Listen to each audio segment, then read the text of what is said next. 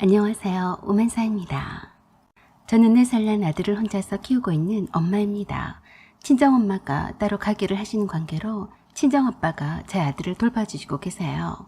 저는 결혼한 적은 없었고 결혼 직전까지 갔다가 파혼했어요. 정확히 말하자면 파혼을 당했었죠. 전 남친과는 친구들을 소개로 만나서 결혼까지 약속하는 사이가 되었고 상견례까지 마쳤으며 결혼 날짜도 잡아놓은 상태였어요. 그 사이에 결혼을 약속했던 남친과의 사이에 아이가 생겼어요. 어차피 결혼식을 앞두고 있던 터라서 남친이나 저나 저의 친정 부모님도 반가워했어요. 단지 시댁 식구들한테만 결혼식 후에 제 임신 사실을 알리도록 했어요. 아무도 남친과 제가 결혼식 올리지 않을 거라고는 생각하지 않았어요. 그런데 뜻밖의 변수가 생기고 말았어요. 그건 제 아빠에 관한 것이었는데요. 그 당시에 저희 아빠는 조그만 인쇄공장을 운영하고 계셨어요. 그게 아빠의 사업이라면 사업이라고 할 수는 있었죠. 겉보기에는 조금 오래되어서 허름해 보이긴 했어도 나름 거래처도 많았고 규모도 적지 않았어요. 아빠가 그 사업에 매달려서 열심히 일한 탓에 저희 식구들이 편히 잘 먹고 살았었죠. 워낙에 아빠가 바깥일은 집에 오셔서는 입도 뻥끗하지 않으셔서 저와 동생과 엄마는 잘 몰랐어요. 나중엔 사실이었지만 거래처와 불미스러운 일 때문에 돈도 떼인 적도 있었고 직원들이 돈을 갖고 날라버린 통에 속을 깨나 썩은 적도 있다고 하셨어요. 그리고 조금씩 경영난이 있었다고 했어요. 집에 와서 아빠 일에 대한 속사정을 얘기를 해봤자 불안할까 봐서 말도 하지도 못하고 혼자서 많이 힘들어하셨어요. 그런 줄도 모르고 저와 엄마는 혼수다, 예단 예물이다, 뭐다 해서 회복에 겨운 노래를 부를 때 저희 아빠는 엄청 무거운 스트레스에 시달리며 어떻게 하든지 무너져간 아빠 사업을 회복하기 위해서 악정고투를 하셨다고 했어요. 내색을 하지 않으셨으니 엄마와 저와 동생이 알 리가 있었나요? 그때만 해도 결혼할 남친의 어머니는 저희 아버지가 인쇄공장을 좀 크게 운영하는 것을 직접 찾아가서 보시고는 굉장히 흡족해 했다고 들었어요. 친척들한테도 자랑을 하셨다고 하더라고요. 그런데 웬 마른 하늘에 날벼락인지 하루아침에 공장이나 집도 경매에 넘어가 버렸어요. 오래되어서 고장이 잦았던 인쇄공장의 기계들을 일본에서 중고기계를 직접 사들였었는데 그만 사기를 당해서 돈만 날리고 말았었대요. 막대한 자금을 은행에서 대출을 받았었는데 수익은 점차로 줄어들고 잦은 기계 고장으로 제때 납품을 못하니까 갈수록 거래처는 줄어들고 힘이 들었었나 보더라고요. 하필 제가 결혼식을 앞두고 아빠 사업이 망하자 제 결혼식이고 뭐고를 떠나서 정신이 하나도 없었어요. 당장에 저희 식구들이 길바닥에 나앉게 생겼으니 말입니다. 그 정신없는 와중에 예비 시어머니가 저를 시댁으로 불렀어요. 그날따라 맛있는 밥 한 상을 차려놓고 기다리고 계셨어요. 평소에 계셨던 아버님도 다른 식구들도 보이지 않았어요. 남친은 조금 늦게 도착한다고만 연락이 왔어요. 그래서 남친의 어머니 뵈서 파혼하자는 말을 나올 줄은 꿈에도 생각하지 못했었죠. 남친의 어머니가 제게 수저를 지어주시면서 그러셨어요. 네 아버지 일 때문에 힘들지? 네.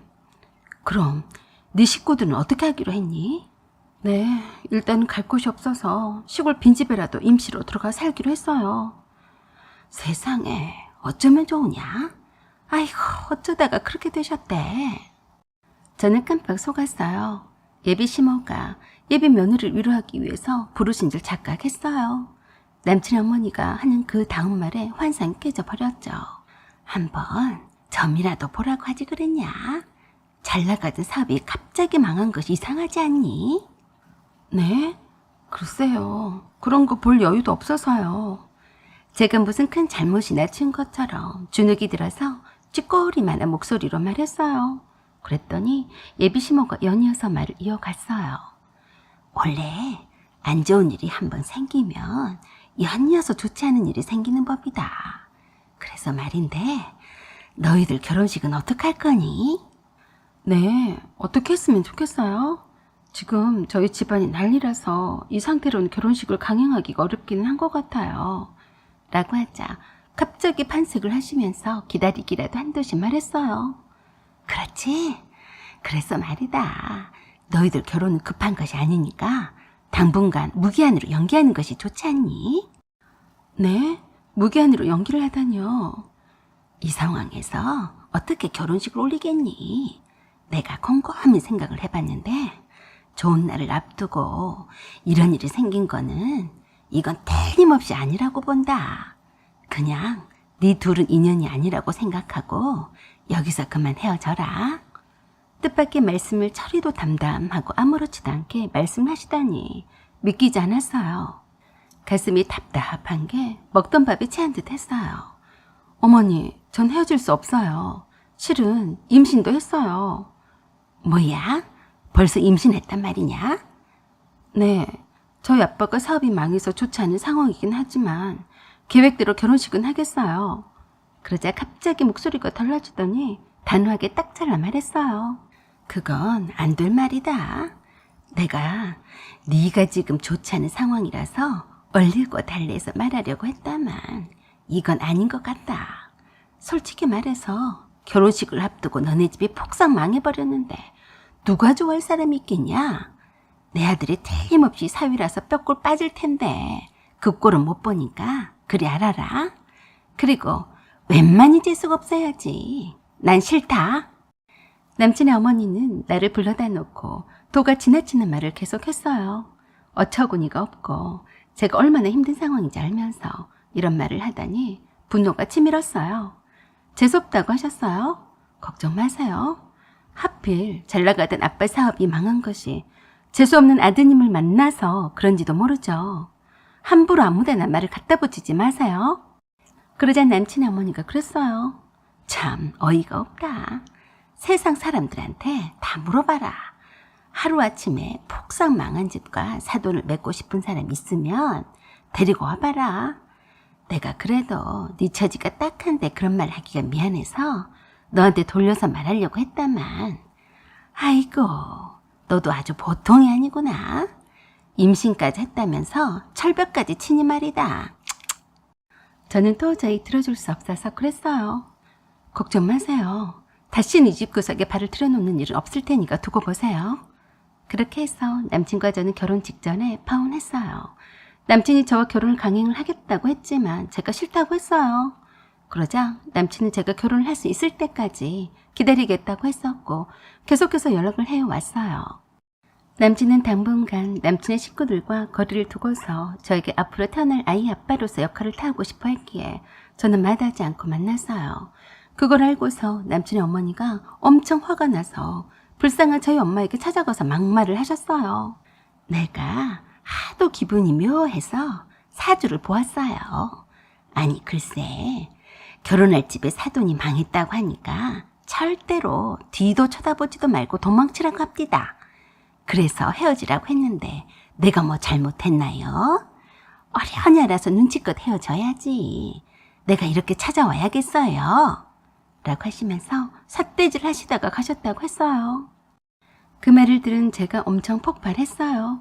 그렇지 않아도 아빠 사업이 망해서 오갈 데가 없어서 시골 빈집에 들어와서 거지처럼 살고 있어서 우울증까지 오신 엄마에게 할 소리 못할 소리를 다 퍼붓고 갔다니 피가 거꾸로 솟는 느낌이었어요. 그래서 남친 집으로 쳐들어갔어요. 그리고 저주를 퍼부었어요. 재수 없으니까 당신 아들이나 내게서 떼어가요.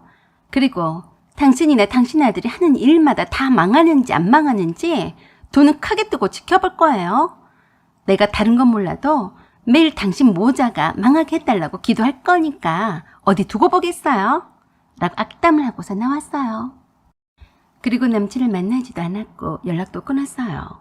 오히려 안달이 난 사람은 남친이었고 자기 엄마랑 연을 끊고 살겠다고 했어도 받아주지 않았어요. 그렇게 몇 달을 찾아오고 쫓아다니고 했어도 투명인간 취급을 했더니 진이 빠졌는지 갑자기 연락이 없었어요. 저는 그냥 잿불에 꺾여서 연락이 없는 줄로만 알았었죠. 그 후로 저는 혼자서 아들을 낳았고 친정 엄마와 함께 길렀어요. 그러다가 엄마가 시골 읍내에서 작은 국밥집을 시작하시면서 아빠가 제 아들을 돌봐주셨어요. 저도 일을 해야 했기 때문에 주말에만 아들을 보러 내려갔어요.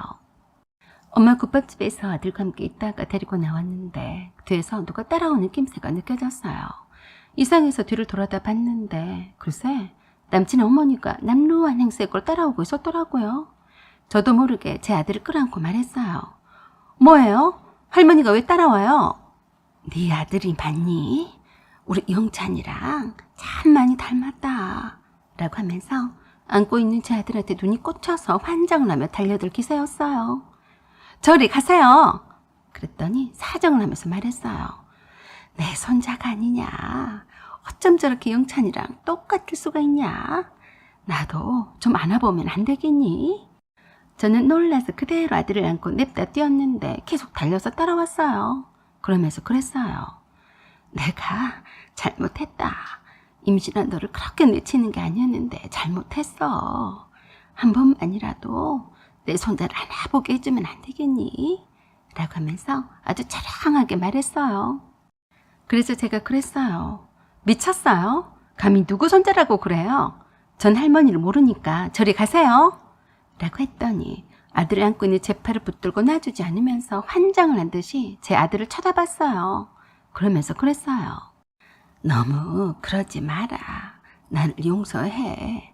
너도 아들을 낳았으니까 내 심정을 알 게 아니냐. 어처구니가 없어서 단호하게 말했어요.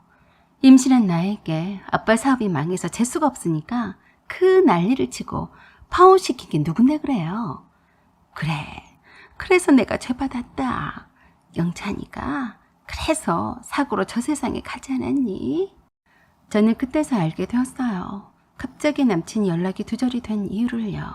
어딘가에서 다른 여자를 만나서 결혼을 하고 잘 살고 있겠지 싶었는데 그동안 하늘나라에 가 있어서 그랬다는 것을 알고 저도 적잖이 놀랐어요. 강제로 파혼을 시켰던 남친 어머니가 원망스러워서 대판 싸우고 집을 나섰다가 사고를 당했다고 하더라고요. 그때 충격으로 힘들어하다가 남친 아버지가 남친이 죽게 된 탓을 남친 어머니한테 돌리자 이혼을 하게 되었고 심한 우울증 때문에 함께 살던 딸도 떠났다고 하더라고요. 그리고 몇 달 전부터 제가 아들을 낳았다는 소식에 몰래 숨어서 보러 자주 왔었다고 했어요. 안 됐지만 어쩔 수 없는 일이었어요. 그 말을 듣고 보니까 소름이 돋았거든요. 그래서 저도 제 아들을 지키기 위해서 독하게 말을 했어요. 다시는 내 아들 근처에도 오지 말아요. 재수없는 당신 때문에 내 아들의 아빠도 제명을 못 살았는데 내 아들까지 재수가 온 붙을까 걱정이 되거든요. 잘못했다고 싹싹 빌어댔지만 저도 정말이지 재수없는 남친 어머니라고 생각을 해서 다시는 상종하고 싶지 않았어요. 너무너무 싫은 나머지 부모님을 그 시골에서 나오게 해서 저와 내 아들과 함께 아무도 모르는 곳으로 이사를 해버렸어요. 그 이후로 본 적이 없네요. 제가 말한 저주가 씨가 된 듯이 남친과 남친 어머니가 불행해진 것을 보니까 참 씁쓸했습니다. 사연은 여기까지입니다. 구독과 좋아요 부탁드려요. 감사합니다. 안녕하세요. 오만사입니다. 오늘의 사연 시작하겠습니다. 그때도 어김없이 고모들에게서 전화가 빗발쳤습니다. 할머니의 생신일이 다가오고 있었거든요. 항상 이맘때쯤이면 저희 집에서 늘 잔치상을 차려서 송년 모임 겸 해서 고모네 식구들이 총출동했습니다. 고모들은 모두 세 분인데 할머니 생신일을 기회로 해서 모두 모이는 것이 하나의 행사처럼 자리 잡았습니다. 친목계란 명목으로 매달 조금씩 입금되고 있는 얼마간의 돈으로 생신상 차리는데 보태고는 있지만 터무니없이 돈도 많이 들어간다고 했어요. 할머니 생신일이 평일에 있어도 주말에 날 잡아서 고모들이 알아서 연락을 주시죠. 할머니와 함께 모인 고모들 식구들이 하룻밤을 자고 그 다음 날에 다들 헤어집니다. 엄마가 아버지랑 결혼한 해부터 줄곧 해왔었던 우리 집의 연례 행사가 되었어요. 그렇다고 해서 멀리 사는 고모들이 와서 엄마를 도와준다거나 그런 것은 일절 없었습니다. 오로지 혼자 오랫동안 엄마의 의무인 것 마냥 해오셨어요. 하나뿐인 아들을 하늘인 마냥 떠받드는 할머니는 아버지에 대한 사랑이 대단하신 분이십니다. 가난한 살림에도 자식들을 키우느라 행상도 다니셨고 시장바닥에서 해보지 않은 일이 없으셨다는데 그렇게 억척스럽게 살면서 아버지를 반듯한 대학에도 보내고 잘 키우신 것을 항상 보람과 자랑으로 여기셨습니다. 할아버지는 막내인 아버지를 낳으시고 얼마 지나지 않아서 행방불명이 되셨다고 했습니다. 아침에 일하러 간다는 말로 평소처럼 나가셨는데 그대로 나타나지 않으셨대요. 그래서 살아계신 분이 아니려니 하고 생각하고 살아왔는데 할머니 혼자서 고모들과 아버지를 키우느라 눈물겹도록 고생을 많이 하셨다고 했습니다. 그런 할머니와 지금은 따로 살고 있지만 사실은 10여 년 전까지만 해도 함께 살았습니다. 이유는 할머니께서 혼자 살고 싶다고 하셨기 때문이에요. 할머니는 옛날 분이시긴 했지만 오랫동안 할머니를 모시며 살아온 저희 엄마에게 숨통을 트이게 해주고 싶다고 하셨습니다. 그리고 답답한 도시 아파트가 싫다고 하셨어요. 그래서 효자인 저희 아버지가 할머니의 고향이 가까운 곳에 아담한 집을 지어드렸고 아버지가 한 달에 한 번씩 할머니 집에 내려가곤 했습니다. 시골이라 해도 읍내와 가까운 곳으로 병원도 그리 멀지 않은 곳에 집을 지어드렸습니다.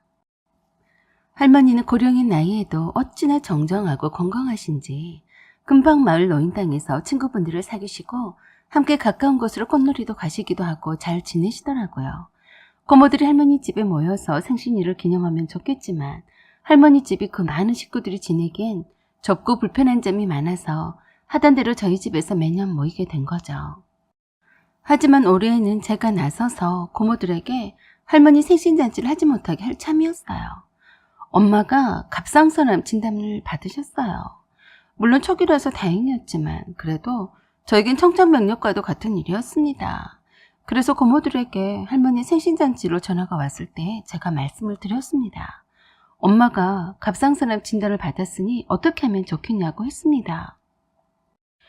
그런데 너무도 의외로 갑상선암은 암축에도 못 든다고 하시더라고요.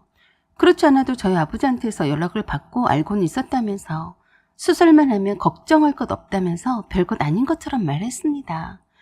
그리고 그러시더라고요. 할머니가 사시면 얼마나 사시겠니? 젊은 우리가 1년에 딱 한 번뿐이니 생신상은 차려드려야 하지 않겠니? 너도 다 컸으니까 엄마를 도와드리면 되고 예전처럼 많이 차릴 것 없이 간소하게 하자. 항상 하던 생신상인데 이런저런 이유로 차려드리지 못하면 나중에 할머니가 돌아가신 후에는 얼마나 후회가 되겠니? 큰고모는 엄마가 갑상선암이라고 해서 너무 놀래거나 걱정할 것까지는 아니라고 하면서 굳이 할머니한테는 그런 말을 전하지 말라고 신신당부했습니다. 큰고모는 간소하게 하자고 말은 했지만 말도 안 되는 소리였습니다. 할머니에게는 티도 내지 말라면서 생신상은 간소하게 하자니.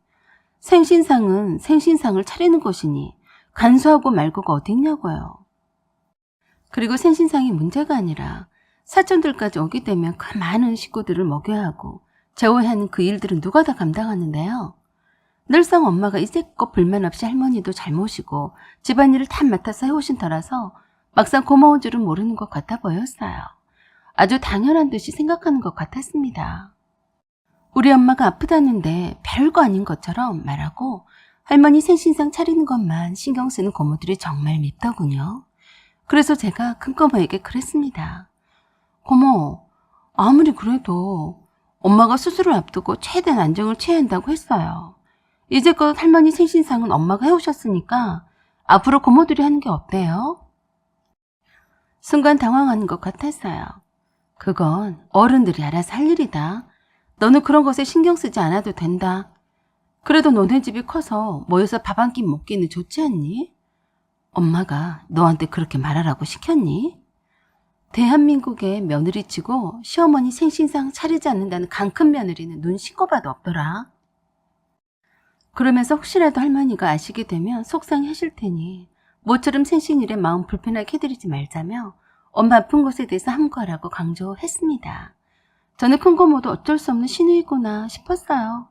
새삼 엄마가 그동안 3명의 시누이와 잘난 아들 앞세우는 할머니 등살에 얼마나 힘드셨을까 싶었습니다. 혼자서 온갖 고생을 다하면서 사셨다며 할머니에 대한 남다른 애틋함이 깊었던 아버지는 엄마에게 많은 희생을 요구하는 듯 싶더군요. 갑상선암 진단을 받은 엄마를 두고 고모들에게 할머니 생신잔치를 두고서 딱 잘라서 말을 못하니 말입니다. 아버지는 늘 그렇게 할머니 하나뿐인 아들로서의 역할이 더 중요하신 것 같았어요. 제가 결단을 내리지 않으면 엄마는 그냥 몸이 좋지 않으면서도 또 그렇게 할머니의 생신상과 고모네 식구들의 뒤치다꺼리를 하고도 남았습니다. 그래서 엄마를 설득해서 남동생과 함께 여행을 가자고 했습니다. 물론 처음엔 거절하셨어요.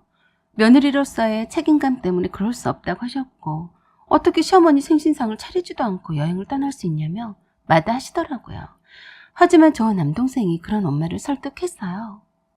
요새는 돈만 있으면 출장 뷔페를 부르면 얼마나 잘 차려서 음식을 준비해 주는데 왜 몸도 좋지 않으면서 그 고생을 해야 하냐고요. 그리고 엄마 닮아서 제가 그런 고생을 하면 엄마는 기분이 어떻겠냐고 했습니다. 엄마 인생을 돌아보고 저와 남동생이 결혼하기 전에 좀 더 건강할 때 엄마와 좋은 추억과 시간들을 갖고 싶다고 했어요.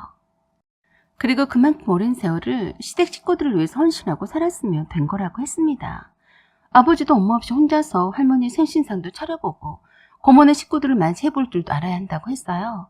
아버지는 외갓집 식구들이 우리 집에 와도 손 하나 까딱하지 않았고 오히려 엄마와 외할머니가 주방에서 요리를 해다가 바쳤어요. 그런데 왜 고모들이 우리 집에 오면 모두들 손 하나 까딱하지 않고 말로만 많이 차렸네, 수고했네 라고만 할 뿐이지 아무도 도와주지 않고 신나게 놀다만 가지 않냐고 했습니다. 그러니까 지금부터는 할머니 생신상 준비와 고모네 식구들을 맞이하는 것은 오롯이 아버지에게 맡기자고 했습니다. 사실 엄마도 갑상선암 때문에 몸도 많이 피곤하셨고 할머니 생신잔치와 겸한 시댁 식구들 연말 모임과도 같은 큰일을 앞두고 스트레스를 받으셨는지 어깨가 뭉치고 아프다고 하셨어요. 그렇게 해서 저와 남동생은 정동진으로 겨울 여행을 떠났습니다. 따뜻한 카페에서 해가 떠오르는 것을 보았는데 참 좋더군요. 겨울바람이 제법 차가웠어도 따스했던 햇살 덕분에 바다 부채길도 여유있게 걸었습니다. 탁 트인 바다와 파도가 소용돌이 치면서 차고 올라오는 모습을 고스란히 가까이에서 볼 수 있어서 참 경이롭고 아름다운 곳이었어요. 엄마는 세상에 이런 것도 다 있구나 하시면서 즐거워하셨어요. 그런 엄마가 참 가여워 보였습니다. 맨날 일만 하시며 이런 곳엔 한 번도 엄마를 데리고 여행을 다니지 않으셨던 아버지가 원망스러웠어요. 여행을 가더라도 늘 할머니와 함께였고 고모네 식구들과 함께 갔었기 때문에 엄마는 여행이란 것은 곧 힘든 거역이셨죠. 여행이란 곳을 가긴 갔었는데 어디로 갔었는지 기억도 나지 않으신데요. 저희들과의 추억도 생각난 것도 없었고 그저 할머니와 고모들 뒤치다거리 하느라 바쁘기만 했었기 때문이었겠죠. 그래서 참 엄마와 함께 여행 오기를 잘했다는 생각이 들었고 남동생과도 의견을 모았습니다. 틈만 나면 엄마 데리고 함께 여행 오자고요. 한편 아버지에게 여행을 오기 전에 혼자서 할머니 생신상 차리시고 고모네 식구들을 맞이하시라고 말씀드렸더니 망연자실해 하셨습니다. 못한다고요. 못할 것은 없으니 잘 하실 수 있다고 하고 기분 좋게 여행 갈 테니 아무리 힘들더라도 전화 연락은 하지 말라고 부탁드렸어요. 할머니께는 제가 미리 할머니 댁에 찾아뵙고 말씀드리고 선물을 드리고 왔었죠. 할머니 생신상은 따로 차리지 않았고 한정식 집에서 식사를 하셨고 오는 길에 마트에서 고모들이 장을 봐서 각자 서로 요리를 해서 맛있게 오손도손 즐겁게 보냈다고 했습니다. 정동진에서 저희와 함께 좋은 시간을 보내고 있음에도 마음 한켠이 편하지 않으셨는지 자꾸 아버지에게 전화를 걸어서 어찌 잘 지내고 있는지 물어보고 싶어 하시는 걸 못하게 말렸습니다. 엄마가 하지 않아도 다 알아서 할머니 생신을 잘 챙겨드리고 잘 지냈는데 말입니다. 고모들이 이런저런 말에는 신경도 쓰지 말라고 했습니다. 엄마가 이 나이가 다 되도록 고모들의 말에 이리희비 해야겠냐고 했어요. 이젠 엄마만을 위해서 살아야 한다고 더 늦기 전에 그래야 한다고 했습니다. 엄마는 물론 그러고 싶지만 마음이 편하지 않다고 하셨습니다. 그런 후에 엄마는 얼마 있지 않아서 수술을 하셨고 6개월간의 회복 기간 동안은 말도 잘 하지 못하셨어요. 엄마가 집안일을 덜 하시기에 제가 최대한 퇴근을 빨리 해서 저녁 식사도 차리려고 했었고 하지도 않던 집안일을 열심히 도우려고 애를 썼습니다. 남동생에게도 쓰레기 분리수거나 청소를 맡아놓고 하게끔 했고요. 저와 남동생이 나서서 엄마를 챙겨드리자 아버지도 엄마에게 평소 하던 것처럼 엄마를 부려먹지는 못하셨어요. 적어도 저희들의 눈치를 보시는 편이셨거든요. 엄마는 수술의 경과가 좋았고 평생 약을 먹어야 한다는 것만 빼놓고는 정상인처럼 보였습니다. 그런 어느 날이었어요. 퇴근해서 집에 와보니 웬 할아버지가 계셨습니다. 아버지도 일찍 와 계셨고요. 아버지가 할아버지라면서 인사드리라고 하시더군요. 돌아가신 줄만 알았던 할아버지가 살아계셨던 거예요. 사실 그동안 할머니가 할아버지와 함께 시골집에서 아무도 모르게 사셨다고 했습니다. 할아버지께서는 그 옛날에 행방불명이 된 것이 아니고 가출하셨던 거죠. 버림받았다는 사실을 애써 숨기고 싶어서 그냥 행방불명이라고만 했었고, 그 같은 사실은 고모들도 다 알고 있었다고 했습니다. 번쩍하는 자부심과 며느리로서 역할을 열심히 다하면 언젠가는 돌아오겠거니 하며 기다렸다고 했습니다. 그렇게 뒤늦게 병약한 몸으로 찾아온 할아버지를 할머니는 내칠 수가 없었다더군요. 그래서 할머니가 따로 나가 살겠다고 하시면서 그 시골집에다 할아버지를 모셔놓고 병간호를 해가며 살았다고 했습니다. 아버지는 이미 알고 계신 지 꽤 되었었고 엄마만 모르고 있었다고 했습니다. 저도 할머니 집에 자주는 아니었어도 가본 적이 있었지만 눈치를 채지 못했습니다. 떳떳하지 못하셨던지라 이래저래 피했던 겁니다. 고모들이나 아버지도 수십 년 동안 남남처럼 연락도 없이 살았던 할아버지를 냉정하게 쳐다보는데 며느리는 엄마가 반가울 리가 없었죠. 저도 무척 황당했으니까요. 오로지 할머니만 할아버지를 챙기셨습니다. 그러자 할머니가 엄마에게 그러시더라고요. 네 시아버님이시니 이젠 나를 대하듯 잘 모셔야 한다. 모레가 네 시아버님 생신일이다. 그동안 한 번도 생신상 차려준 적이 없었으니 이번엔 좀 더 신경 써서 차려드리자 라고 하시는데, 할머니 말에는 거역을 못한 아버지가 이번에도 아무 말도 하지 않으셨어요. 할머니는 할아버지 생신잔치를 통해서 고모들 식구들을 불러서 할아버지의 존재를 알리고 인정받게 하고 싶으신 눈치였습니다. 할아버지께서 처자식을 버리고 가서 병들어서야 찾아왔는데도 할아버지의 사랑을 받지 못한 그리움이 가슴 저 밑바닥에 늘 있었던 모양이었습니다. 참 답답하고 안타까웠어요. 아버지도 고모들도 싫어하는 할아버지의 존재를 엄마인들 좋을 리는 없는데 할머니는 며느리 도리와 의무를 앞세워서 억지 효도를 강요하셨습니다.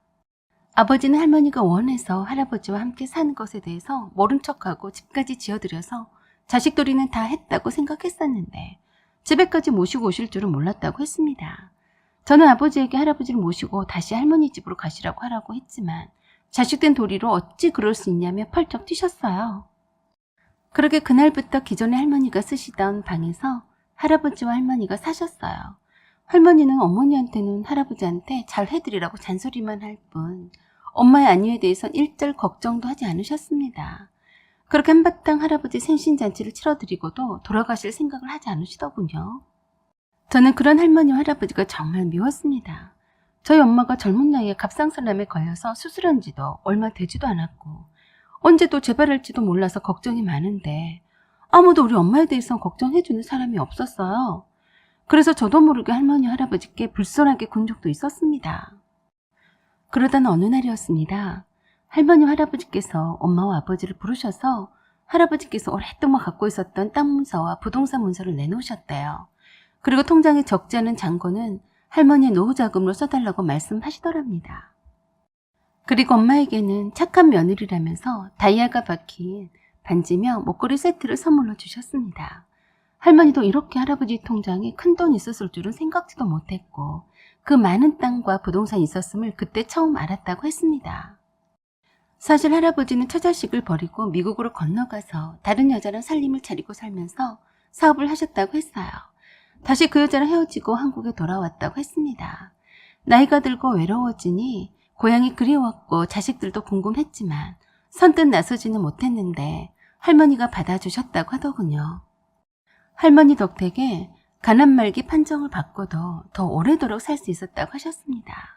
하늘나라로 가시기 전에 아들네 집에서 며칠이라도 살고 싶었다고 하셨어요. 이젠 이혼이 없다고 하시면서 마지막 남은 시간 동안 시골집에서 조용히 할머니와 지내다가 가겐도라고 하시고 시골집으로 내려가셨습니다. 그리고 얼마 후에 하늘나라로 가셨어요. 자식들 보는 앞에서 행복한 미소를 띄우면서 할머니 손을 잡고 있다가 가셨습니다. 그리고 그런지 몇 달이 지난 후에 할머니도 하늘나라로 가셨습니다. 그러시기 전에 엄마와 아버지에게 이원처럼 말씀하셨어요. 그동안 고마웠다. 이젠 통장에 있는 돈은 다 모두 다 애미 것이다. 그 돈으로 남들처럼 둘이서만 좋은 곳도 다니고 만난 곳도 먹고 나처럼 그렇게 살지 마라. 둘이서 재미있게 살아. 나중에 후회하지 말고 라고 하시면서 아버지에게도 신신당부하셨대요. 엄마한테 잘하라고요. 그래서 이제 퇴직을 하신 아버지는 엄마의 건강을 위해서 등산도 자주 다니시고 국내 여러 곳을 함께 여행도 잘 다니시죠. 애정 표현도 없으셨던 무뚝뚝한 우리 아버지, 그동안 고생만 했었던 우리 엄마를 위해서 살기 노력하셨다면서 할머니 할아버지가 사셨던 시골집에 텃밭을 이용해서 유기농 채소를 길러서 엄마의 건강 지킴이가 되겠다고 발벗고 나섰습니다. 그것을 지켜보는 저와 남동생은 마음이 따뜻하고 훈훈해요. 두 분이 건강하게 언제까지는 행복하셨으면 좋겠습니다. 사랑해요, 엄마, 아빠. 사연은 여기까지입니다. 여러분의 생각과 의견을 말씀해주세요. 구독과 좋아요 그리고 알림 설정 부탁드립니다. 지금까지 시청해주셔서 감사드립니다. 안녕하세요. 오맨사입니다. 2021년 새해에도 건강하시고 복 많이 받으시기를 바라면서 오늘의 사연 시작하겠습니다. 저는 얼마 전에 결혼을 한 새댁입니다. 물론 직장에 다니고 있습니다. 다름이 아니라 여러분들의 의견을 듣고 싶어서 글을 올려봅니다. 남편은 33살이고 저는 30살입니다. 신혼집을 남편과 제가 똑같이 해서 전셋집을 구했습니다. 제 직장이 가까운 곳으로 해서 37평 아파트인데 방이 3개였어요. 급한 대로 살다가 새 아파트를 분양받아서 이사갈 계획이었어요. 양가 부모님의 도움을 받지 않고 결혼하는 것이 저희 부부의 목표였었기에 그동안 각자 직장 생활하면서 모아두었던 돈으로 결혼식도 검소하게 올렸습니다. 대신에 예단과 예물은 생략하기로 했어요. 신혼여행도 미루고 신혼집을 꾸미고 살림 장만하러 다녔습니다. 양가 부모님께도 그렇게 말씀을 드렸었기 때문에 결혼식 후에 바로 신혼집으로 들어와 살았습니다. 그래서 별도로 신혼여행 선물도 준비할 필요도 없었고 따로 양가 부모님께 인사드리러 가지도 않았었죠. 불필요한 비용을 최대한 줄여서 알뜰하게 돈을 모으려고 했습니다. 아기를 갖기 전까지는 최대한 목돈을 많이 모을 생각이었죠. 신혼살림도 따로 새로 장만하지는 않았고 기존에 사용하던 남편과 제 물건이 있어서 큰돈이 들진 않았습니다. 다만 결혼 전에 둘 다 서로 좁아터진 원룸에서 생활하다 보니 좀 더 넓은 집에 사는 것이 소원이었습니다. 그래서 오래된 아파트인데 리모델링이 잘 된 곳으로 운 좋게 전셋집을 구한 거였죠. 그래서 넓은 거실에 어울릴 만한 그럴싸한 소파와 거실용 무드등과 식탁 그리고 약간의 인테리어 소품 등으로 나름 멋지게 꾸몄습니다. 꽤 그럴싸했고 신혼집 분위기가 물씬 풍겼어요. 그렇게 아기자기한 신혼집을 꾸미면서 꿈같은 시간들을 보내고 몇 달이 지났습니다. 갑자기 남편이 타 지역에 근무를 하고 싶다고 하더군요. 어디까지나 지원하는 건데 승진 가산점이 많이 붙는다고 하더라고요. 신혼이긴 하지만 어차피 한 번은 타 지역 근무를 해야 하기 때문에 잠시 2년만 주말 부부로 살면 어떻겠냐고 의견을 물어왔습니다. 승진에 도움이 된다고 하니까 마냥 싫다고 할 수는 없더라고요. 그래서 신혼인데도 불구하고 저희는 당분간 주말 부부로 지내기로 했습니다. 그러던 어느 날 갑자기 밤에 연락도 없이 시어머니가 찾아오셨어요. 아버님이랑 다투셨다고 하시면서 갈 곳이 없어서 궁금하기도 하고 해서 들렀다고 하셨는데 집을 아예 나온 사람처럼 커다란 여행용 가방을 들고 오셨더라고요. 마치 아들네 집이라서 자기 집인 양 하셨어요. 그리고 그러셨어요. 어차피 너 혼자 있어서 방은 2개나 남아돌 테니까 나 당분간 여기 있으마. 넌 신경 쓰지 마라. 저는 깜짝 놀라서 그랬죠. 어머니, 아버님은 어떡하고 어머니가 여기 계신다는 거예요? 좀 싸우고 나와서 당분간 가지 않을 생각이다. 그야 뭐 하루 이틀 계시다가 가시는 것은 괜찮지만 아예 눌러 사시겠다는 말씀에 황당했어요. 남편도 없는 며느리가 혼자 사는 신혼집에 무턱대고 가방 싸들고 들어오시다니요. 남편에게 바로 연락했더니 시어머니가 아버님이랑 싸워서 그러니까 조금만 참으라고 하더라고요. 그러다가 조금 있다가 돌아가실 거라면서요. 그런데 시어머니가 그냥 계시기만 하면 좋을 텐데 저희 집안 구석구석을 다 뒤집는 겁니다. 제가 출근한 이후에 제 방에 들어와서 이것저것들을 만지는 것 같았고 특히 남편의 옷소랍의 옷들을 모두 꺼내서 다 개켜놨고요. 거실에 인테리어를 위해서 멋있게 진열해 놓은 화분과 소품들의 위치를 바꿔놓은 거예요. 발걸레로 사용하기 위해서 욕실 앞에 이쁘게 놓아두었던 수건도 어느새 욕실 수건거리에 걸어져 있었고요. 주방의 세간살이를 모두 다 시어머니가 사용하기 편리하게 정리를 해놓았습니다.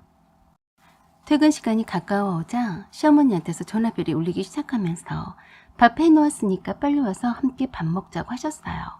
그래서 불이 났게 집에 빨리 들어갔는데 잔소리를 하기 시작하셨습니다. 제 허락도 없이 집안 곳곳을 헤집어 놓고서는 그러시더라고요. 오늘 내가 집 청소하느라고 죽을 고생을 했다. 그리고 정신사납게 저 화분들은 한쪽 벽으로 치워놓지 뭐하러 거실 중앙에 떡하니 놓았니? 그리고 냉장고에 먹을 것이 없어서 내가 참치찌개만 끓여놨다만 내일 당장에 준석이가 오는데 장 좀 봐야 하지 않니? 양념통도 이렇게 밖에다가 진열만 해놓으면 안 되고 찬장에 한 대 모아둬야 편하다. 끝도 없이 잔소리를 하셨습니다. 조금 그러시다가 말겠지 싶었는데 제가 안방에서 옷을 갈아입고 있는데 벌컥 문을 열고 들어와서는 남편의 옷서랍을 열어 보이고는 정리는 이렇게 하는 것이라며 잔소리를 계속 이어갔습니다. 퇴근 후 피곤한데 생전 겪어보지도 못했던 시어머니 잔소리 엄청 신경이 날카로워졌어요. 옷 갈아입어야 하니까 나가 계시라고 했더니 여자끼리 뭐 어쩐다고 시어머니를 나가 있으라고 하냐고 별스럽다고 하시면서 계속 제 옷장문과 이불장문을 열어 제끼면서 잔소리를 이어갔어요. 그러고 보니 제 옷장 안까지 다 열어보신 흔적이 있는데 기가 막혔습니다. 그런데 시어머니는 저를 가르치려는 듯이 나중에 이불 개키는 법을 가르쳐주겠다고 하시면서 자랑스럽게 이불을 정리해놨다고 말씀을 하시더라고요. 네, 알았으니까 좀 나가 계세요. 옷 좀 갈아입고요. 속으로는 답답했어도 최대한 웃는 낯으로 말했어요. 하지만 그런 저를 신경도 쓰지 않고 계속 시어머니 하실 말씀만 계속 하셨고 저는 포기하고 얼른 호다닥 옷을 갈아입고 욕실로 씻으러 들어가 버렸어요. 그리고 욕실에서 남편에게 전화를 해서 시어머니가 오셔서 이렇게 신혼살림을 다 해집고 계신다고 말해주었습니다. 그랬더니 남편이 더 우스웠어요. 아들집이라서 엄마가 좀 신경 쓰여서 그런 거니까 모른 척해. 나 금방 도착할 테니까 그때 얘기하자. 남편이 퇴근 후 바로 온다고 했습니다. 아들집이라니? 웃기네. 아들과 며느리의 집이지. 말은 정확히 해야지. 그렇게 욕실에서 한참을 씻고 나왔더니 시어머니가 그러셨어요. 너는 왜 시어머니 생각도 하지 않니? 맨날 씻으면서 그렇게 오랫동안 씻어? 너랑 함께 밥 먹으려고 상 차리고 기다리고 있었는데. 아, 그러셨어요. 죄송해요, 어머니. 저는 그런 줄도 모르고. 어서 식사하세요. 그러면서 자기 같은 시어머니는 없을 거라고 하시면서 집안 곳곳을 구석구석을 청소를 다 해줬다고 했습니다. 거기에다가 저녁 밥상까지 차렸다면서 생색을 유난히도 내시더라고요. 밥을 먹는 내내 체하는 줄 알았습니다. 안 되겠다 싶어서 저도 말을 했어요. 어머니, 하루 종일 집에만 계시느라 답답하셨어요? 아니다. 이것저것 네 살림살이를 정리도 해주고 청소도 하고 하느라고 시간이 금방 가더라. 그래서 제가 작정하고 말씀드렸었죠. 어머니, 제 물건과 제 살림인데 저한테 허락도 받지 않고 만지시면 곤란해요. 그리고 어머니가 저희 집에 편하게 잠시 잠깐 계시다가 가시는 거는 좋은데 안방 옷서랍까지 다 뒤집어 엎어서 정리한답시고 만지시는 거는 좀 아니라고 봐요. 뭐라고? 난 너를 위해서 그렇게 청소도 하고 정리를 해준 건데 그게 그렇게 못마땅하다는 거니? 어머니 서운하실지 모르겠지만 저는 싫습니다.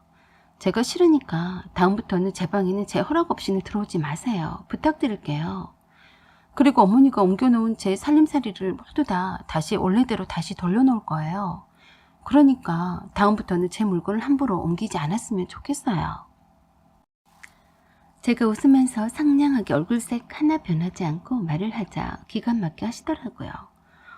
아니, 내가 네 아들 집에 와서 애써서 청소도 해주고 옷 정리해주고 주방 정리해줬더니 고맙다는 소리는 하지 않고 허락받으라고 하는 거니? 네, 라고 아무렇지 않게 웃으면서 말했습니다. 속은 천불이었는데 말이죠. 난 네 시어머니다. 요새 어린 것들이 아무리 보르장머리가 없다고 해도 어른 알기를 너처럼 우습게 하는 애들은 제대로 못 가르친 탓이다. 어디 시어머니한테 따박따박 말대꾸하고 아무튼 여긴 내 아들네 집이니 내가 뭘 하든 너한테 허락받고 할 일은 아니다. 라고 하시면서 엄청 화를 내셨어요. 그리고 신우이한테 전화를 하시더니 그러셨어요. 너 언제 올 거니? 빨리 와라. 할 얘기가 많다. 라고 하시는 겁니다.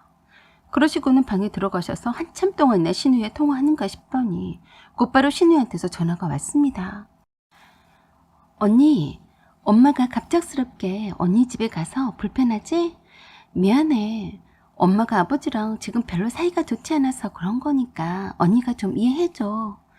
엄마가 자꾸 부르니까 조금 늦게라도 언니 집에 갈게. 그때 봐. 시어머니 호출에 아가씨도 온다고 하더라고요. 지금 밤이 어둑한데 늦은 시간에 온다고 하면 자고 가겠다는 소리인데 제게 허락을 구하지도 않고 할 말만 하고는 끊었습니다. 저는 시어머니께서 치워놓은 인테리어 소품이나 화분의 위치를 다시 원위치로 바꿔놓고 여기저기 물건들을 다시 원상복구 했습니다. 그러던 중에 아버님한테 전화가 왔습니다. 시어머니를 데리러 오신다고 했습니다. 사실 듣던 중 반가운 소리였어요. 아버님이 오신다는 소리에 그 밤중에 아파트 상가마트에 가서 과일과 드실 것들을 이것저것 사서 냉장고에 넣어두었어요. 드디어 아버님이 오셨습니다. 시어머니는 신혼집에 몇 번 오신 적이 있으셨지만 아버님은 처음 오신 거였는데 참 이쁘게 잘 꾸며놓았다고 칭찬하셨어요. 아버님은 시어머니가 계시는 방에 들어가셔서 집에 돌아가자고 하셨는데 시어머니는 마다하시더군요. 그냥 하시는 말씀인지 진심인지 모르겠지만 그러셨어요. 나 우리 아들네 집에서 한 발짝도 안 나갈 테니까 혼자서 잘 살아봐. 그러는 시어머니를 달래려고 문을 닫고 아버님은 시어머니와 한참 옥신각신하면서 말씀을 나누신 것 같았습니다. 그러시다가 서로 언성이 높아져서 싸우셨어요. 저는 참 마음이 불편하더군요. 이럴 때 남편이라도 있었으면 좋으련만 남편이 좀 늦게 도착할 거라고 했고 아가씨는 곧 도착할 거라고 하더군요. 대충 새어나온 말을 종합해보면 아버님이 여기는 아들네 신혼집이니까 일단 집에 돌아가서 얘기를 하든 싸우든 하자고 하면서 시어머니에게 집에 돌아가자고 하셨고 시어머니는 무슨 상관이냐고 싫다고 하시면서 집에는 절대 돌아가지 않겠다고 버티셨어요. 아가씨도 곧이어 도착했습니다. 언니, 집을 참 예쁘게 꾸며놓으셨네요. 오자마자 저희 집 거실 인테리어에 감탄을 했습니다. 아가씨가 온 것을 알고는 시어머니가 아버님과 한참을 다투시다가 거실로 나오셨어요. 아버님도 따라 나오셨고요. 저는 주방에서 마실 것과 과일을 내오려고 했는데 아가씨가 괜찮으니까 잠깐만 제 안방에 있어달라고 부탁을 하더라고요. 제 안방으로 들어가자마자 거실에서 더욱 큰 소리로 시부모님이 서로 싸우셨고 아가씨가 나서서 시어머니 편에 서서 얘기하는 것 같았습니다. 그러자 시어머니 목소리는 더욱 커졌고 아버님도 더 화를 많이 내셨어요.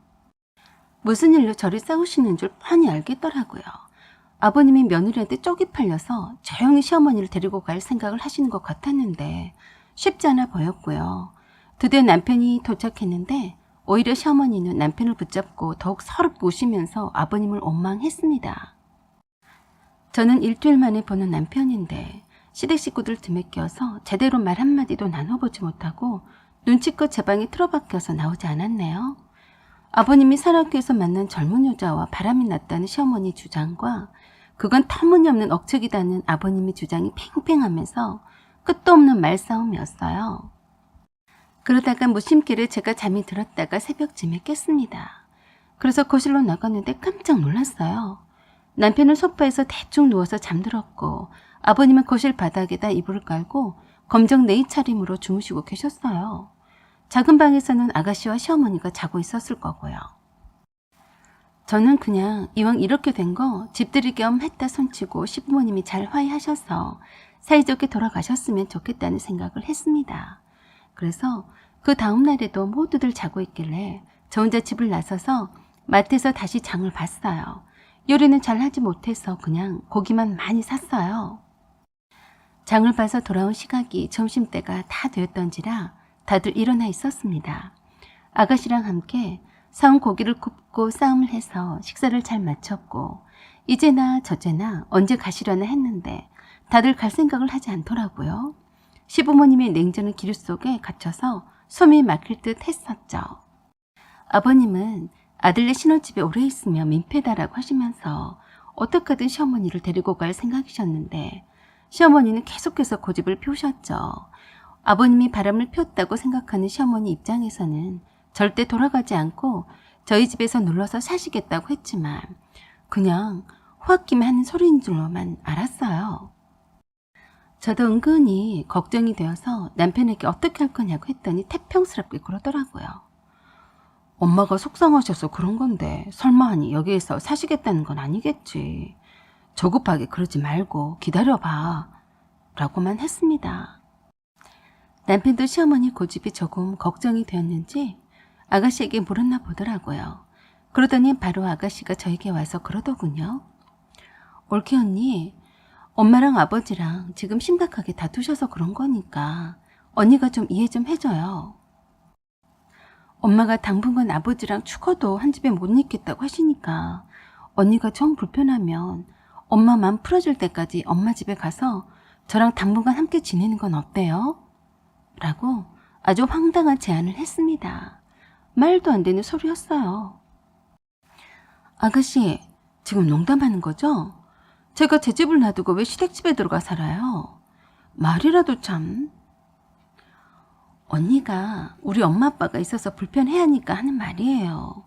좀 이상하게 들릴 수도 있지만 오빠도 없는 집에 잠시 동안만 우리 엄마 아빠가 한 공간에 계셔야 좀 더 두 분 사이가 나아질 거고요.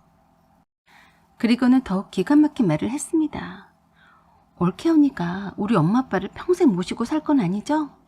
막말로 엄마가 오빠 집에 산발짝도 나가지 않겠다고 하는데 언니가 무슨 수로 싫다고 할 건데요? 두 분이 사이가 좋아야 언니도 좋은 거잖아요. 저는 황당했습니다. 시어머니가 알아서 집으로 돌아가셔서 싸우든 말든 하실 일이지.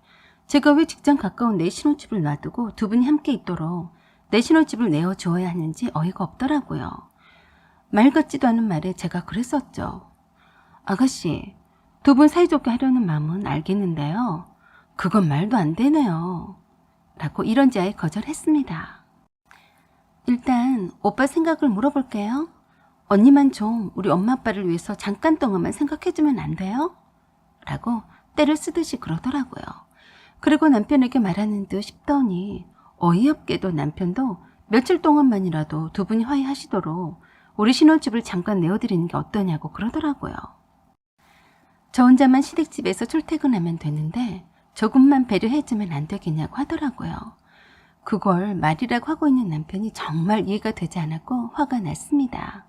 시댁집은 제 직장과는 거리상 멀리 떨어져 있었을 뿐만 아니라 제가 며칠 동안만이라 하더라도 옷가지며 챙길 물품들이 한두 가지가 아닌데 기가 막혔어요.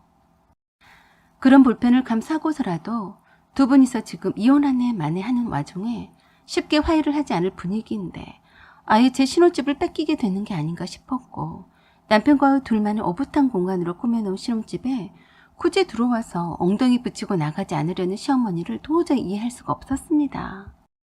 그래서 제가 남편과 신우에게 말했어요. 배려라고 했어요? 저에 대한 배려는 전혀 찾아볼 수가 없네요. 새 식구는 배려하지 않으시나요? 저는 싫으니까 아가씨도 두 분 모시고 돌아가세요. 언니, 매정하게 해도 너무하네. 언니가 그렇게 말하면 내가 뭐가 돼? 남편도 옆에서 한마디 거들더라고요. 내 동생이 하는 말을 꼭 그렇게 꼬아서 들어야겠어? 그래서 부탁하는 거잖아. 어차피 나도 없이 너 혼자만 지내는 집인데 네가 참 우리 부모님과 함께 있어서 불편하면 잠시 내 동생이랑 함께 지내라는 건데 그게 그렇게 서운할 일이야? 적반하장격으로 말을 하는 남편이 너무 우스웠어요.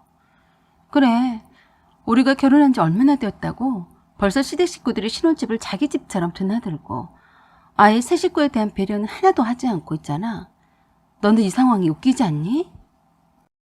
그랬더니 듣고 있던 신우이가 신경질적으로 소리쳤어요. 알아들었어요. 그만하고요. 그럼 엄마 아빠랑 당분간 오빠 집에서 지내실 테니까 언니가 불편해도 알아서 해요. 라고 하면서 휑 하니 방을 나가버리더라고요. 아예 대놓고 남편도 없는 집에 시부모 모시고 살라는 말이더군요. 그러는 시누이보다도 자기 식구밖에 모르는 남편에게 더욱 실망을 했고 용서가 되지 않았습니다. 남편은 끝까지 저한테 그러더라고요. 너 하고 싶은 대로 해라. 내가 보기엔 네가 엄마 잔소리와 두 분이 다투는 것을 보고 있는 것보단 두 분이 서로 사이 좋아지도록 분위기도 맞춰주고 이래저래 좋겠구만. 저는 그런 남편이 더욱 경멸스럽고 싫었어요.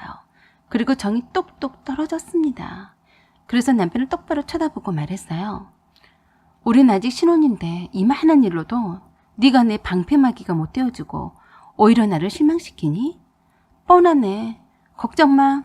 네 엄마 아빠 사이가 좋아지게 너랑 나랑 찢어지면 되겠네. 뭐? 이만한 일로 벌써 그런 말을 입에 올리니? 라고 하면서 펄쩍 뛰었습니다.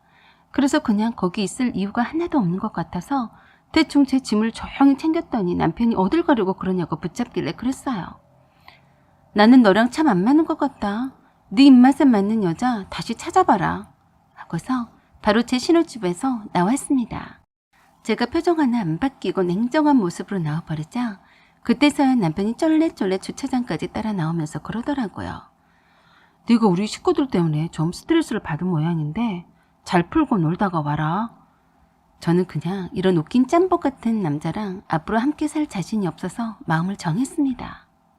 그리고 그날 오후에 친정아버지 공장에서 쓰던 용달차를 몰고 와서 보란듯이 제 짐을 다 빼서 실어 날랐습니다.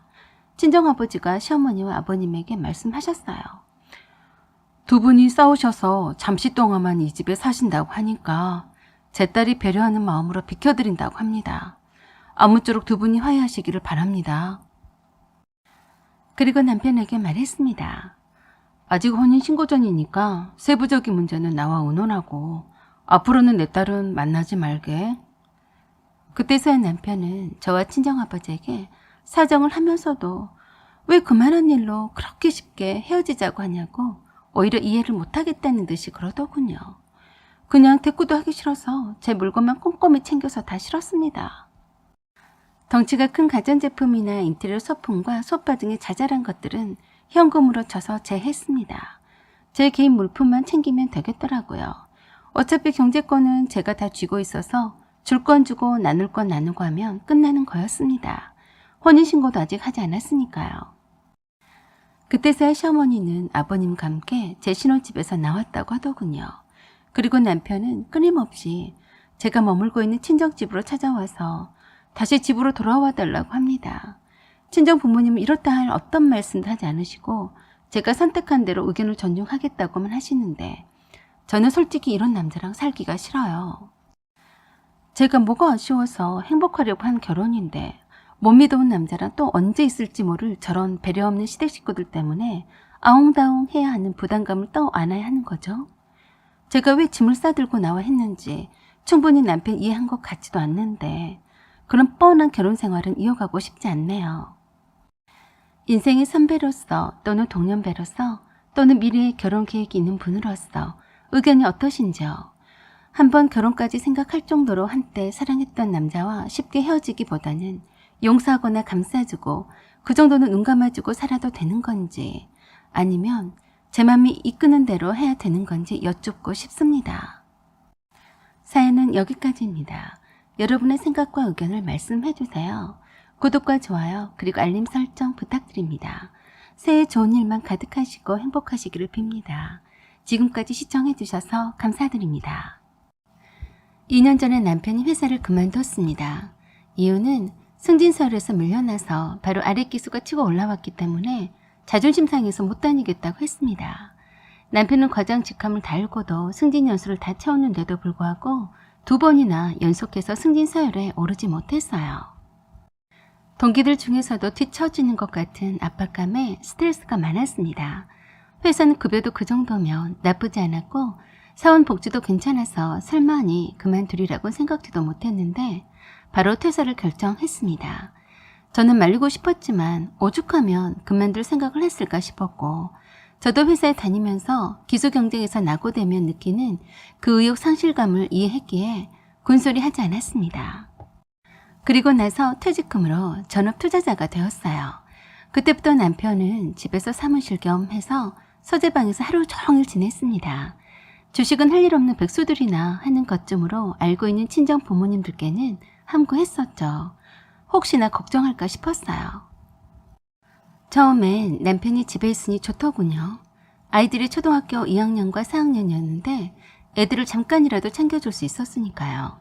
그런데 2년이 지났는데 남편은 주식으로 짭짤한 수익을 올렸습니다. 회사를 그만둔 것을 후회하지 않을 만큼의 보상이었어요.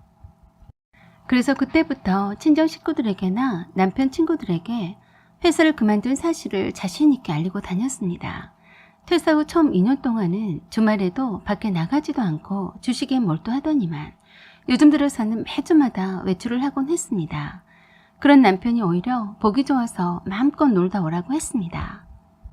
남편은 금요일 저녁부터 나가서 주말 저녁에 오는 날이 많았고 그때마다 그만한 핑곗거리가 있었어요. 평일엔 제 대신에 아이들도 챙기고 집안 살림도 튼튼히 하고 있어서 저는 별 의심 없이 남편이 숨통 좀 트이라고 별 간섭을 하지 않았습니다.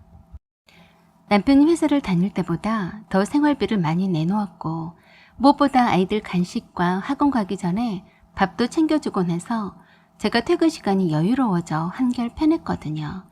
그러다 보니 어느덧 남편 얼굴 보기가 힘들어졌습니다.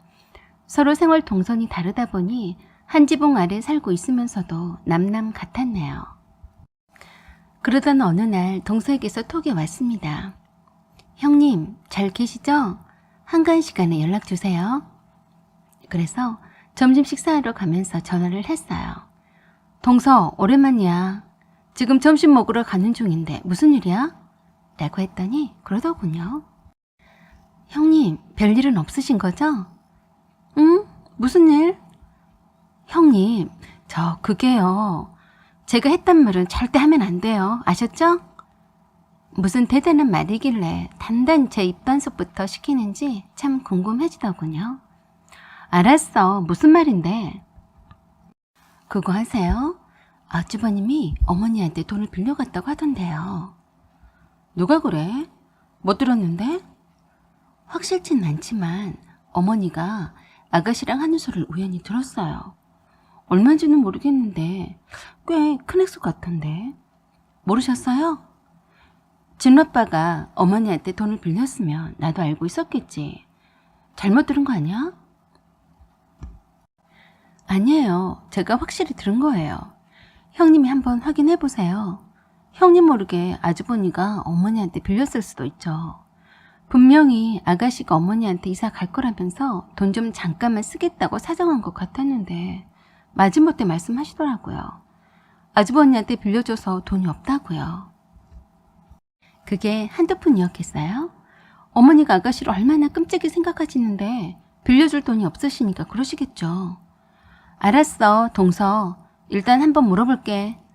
동서와 전화 통화가 끝나자 고개를 갸우뚱했습니다. 그럴 리가 없다고 생각했죠.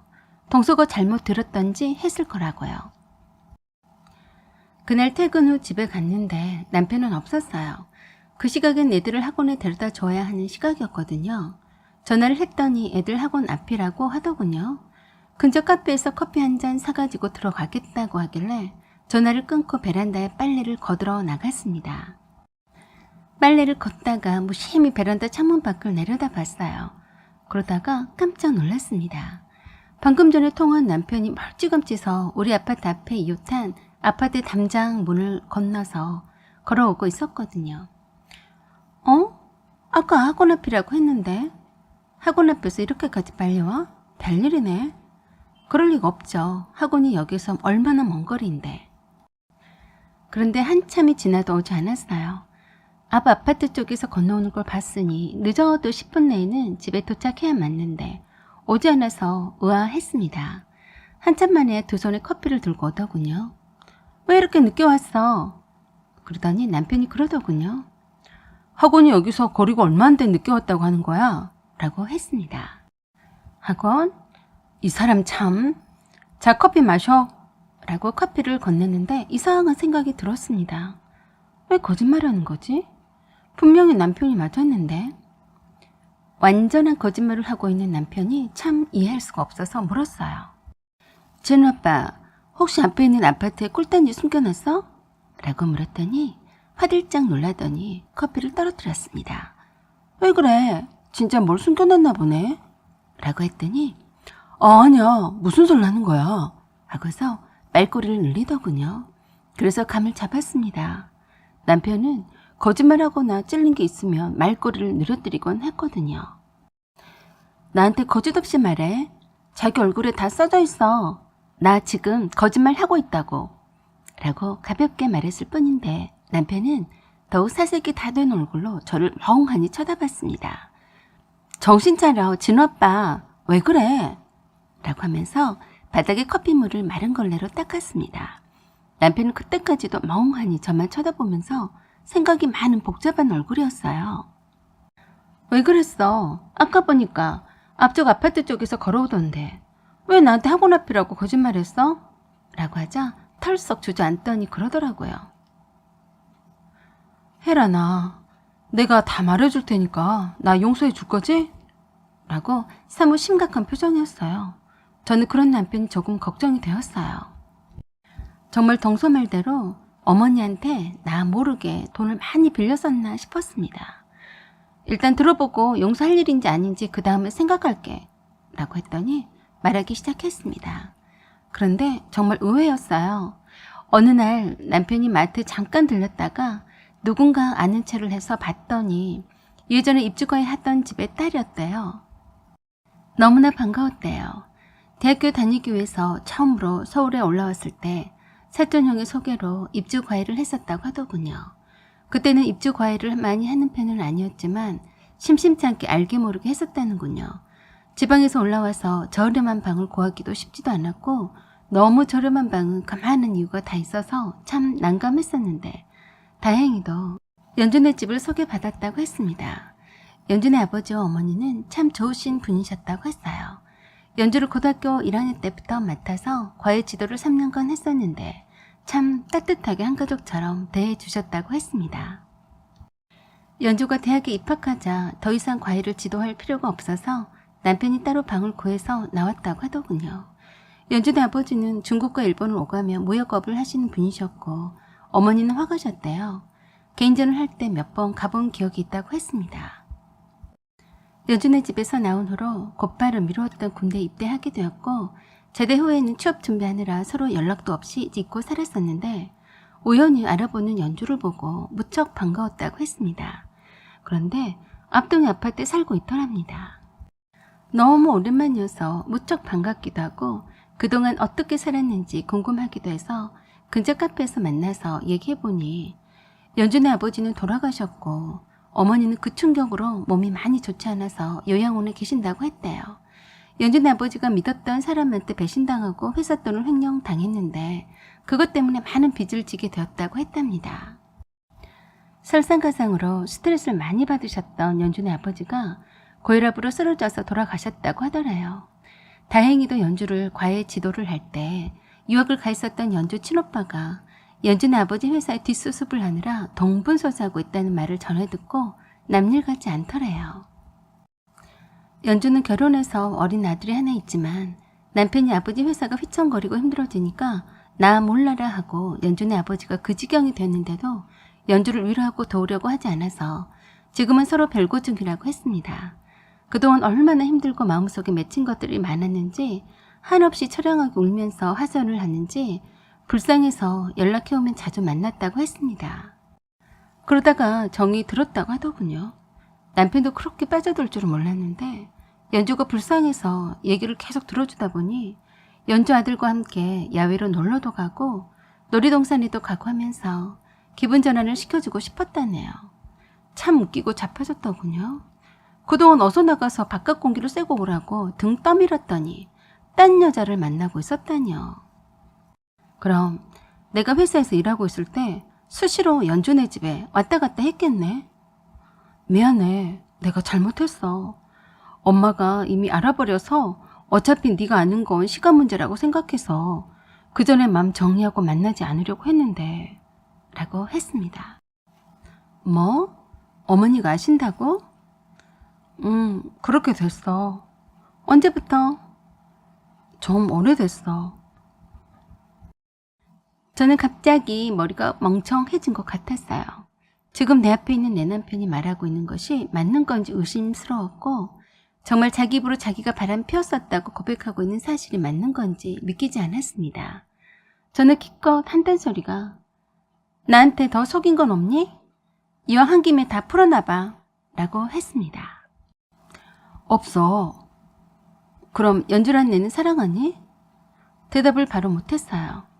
대답을 못한 것을 보니까 연주를 사랑한다고 말하고 싶은 거겠지? 아니야. 사랑인지 뭔지는 모르겠어. 난 그냥 그 애가 가여워서 그랬던 거야. 그 이상도 아니야. 난 우리 가족이 소중해. 다시 한번 물을게. 더 이상 나를 속이면 넌 끝장이야. 나한테 더 숨긴 게 있으면 지금 말해. 그랬더니 그때서야 말을 했습니다. 사실은 엄마한테 돈을 조금 빌렸어. 얼마? 3억. 3억이나? 그 돈 모두 다 가져다가 그 여자한테 줬니? 라고 물었어요. 아니야. 모두 다 내 주식하는 데 투자한 거야. 맹세해.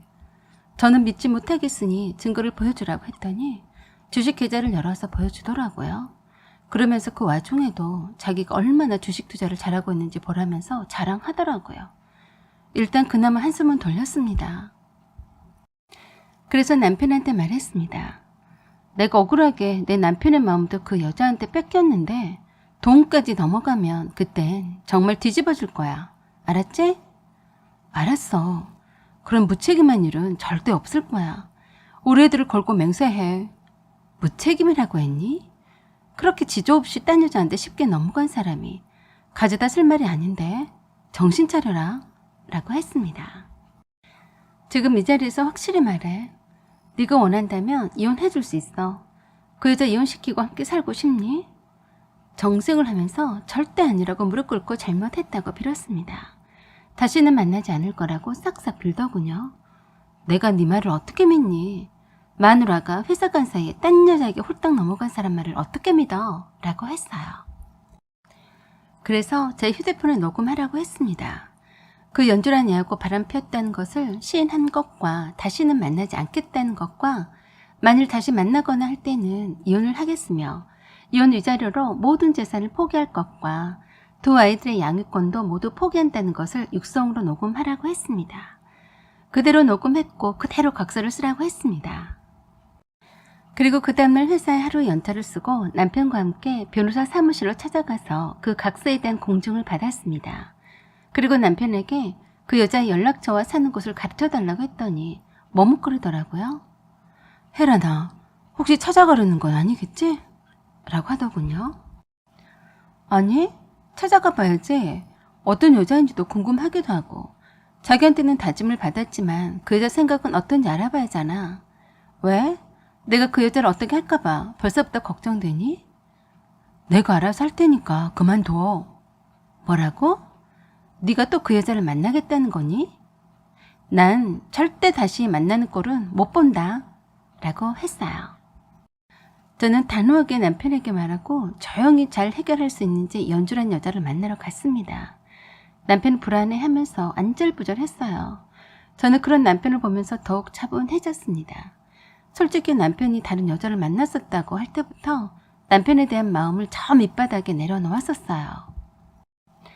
남편이 먼저 고백하고 반성하길래 기회는 한 번 더 주자고만 생각했을 뿐이지 남편을 결코 용서한 것은 아니었습니다.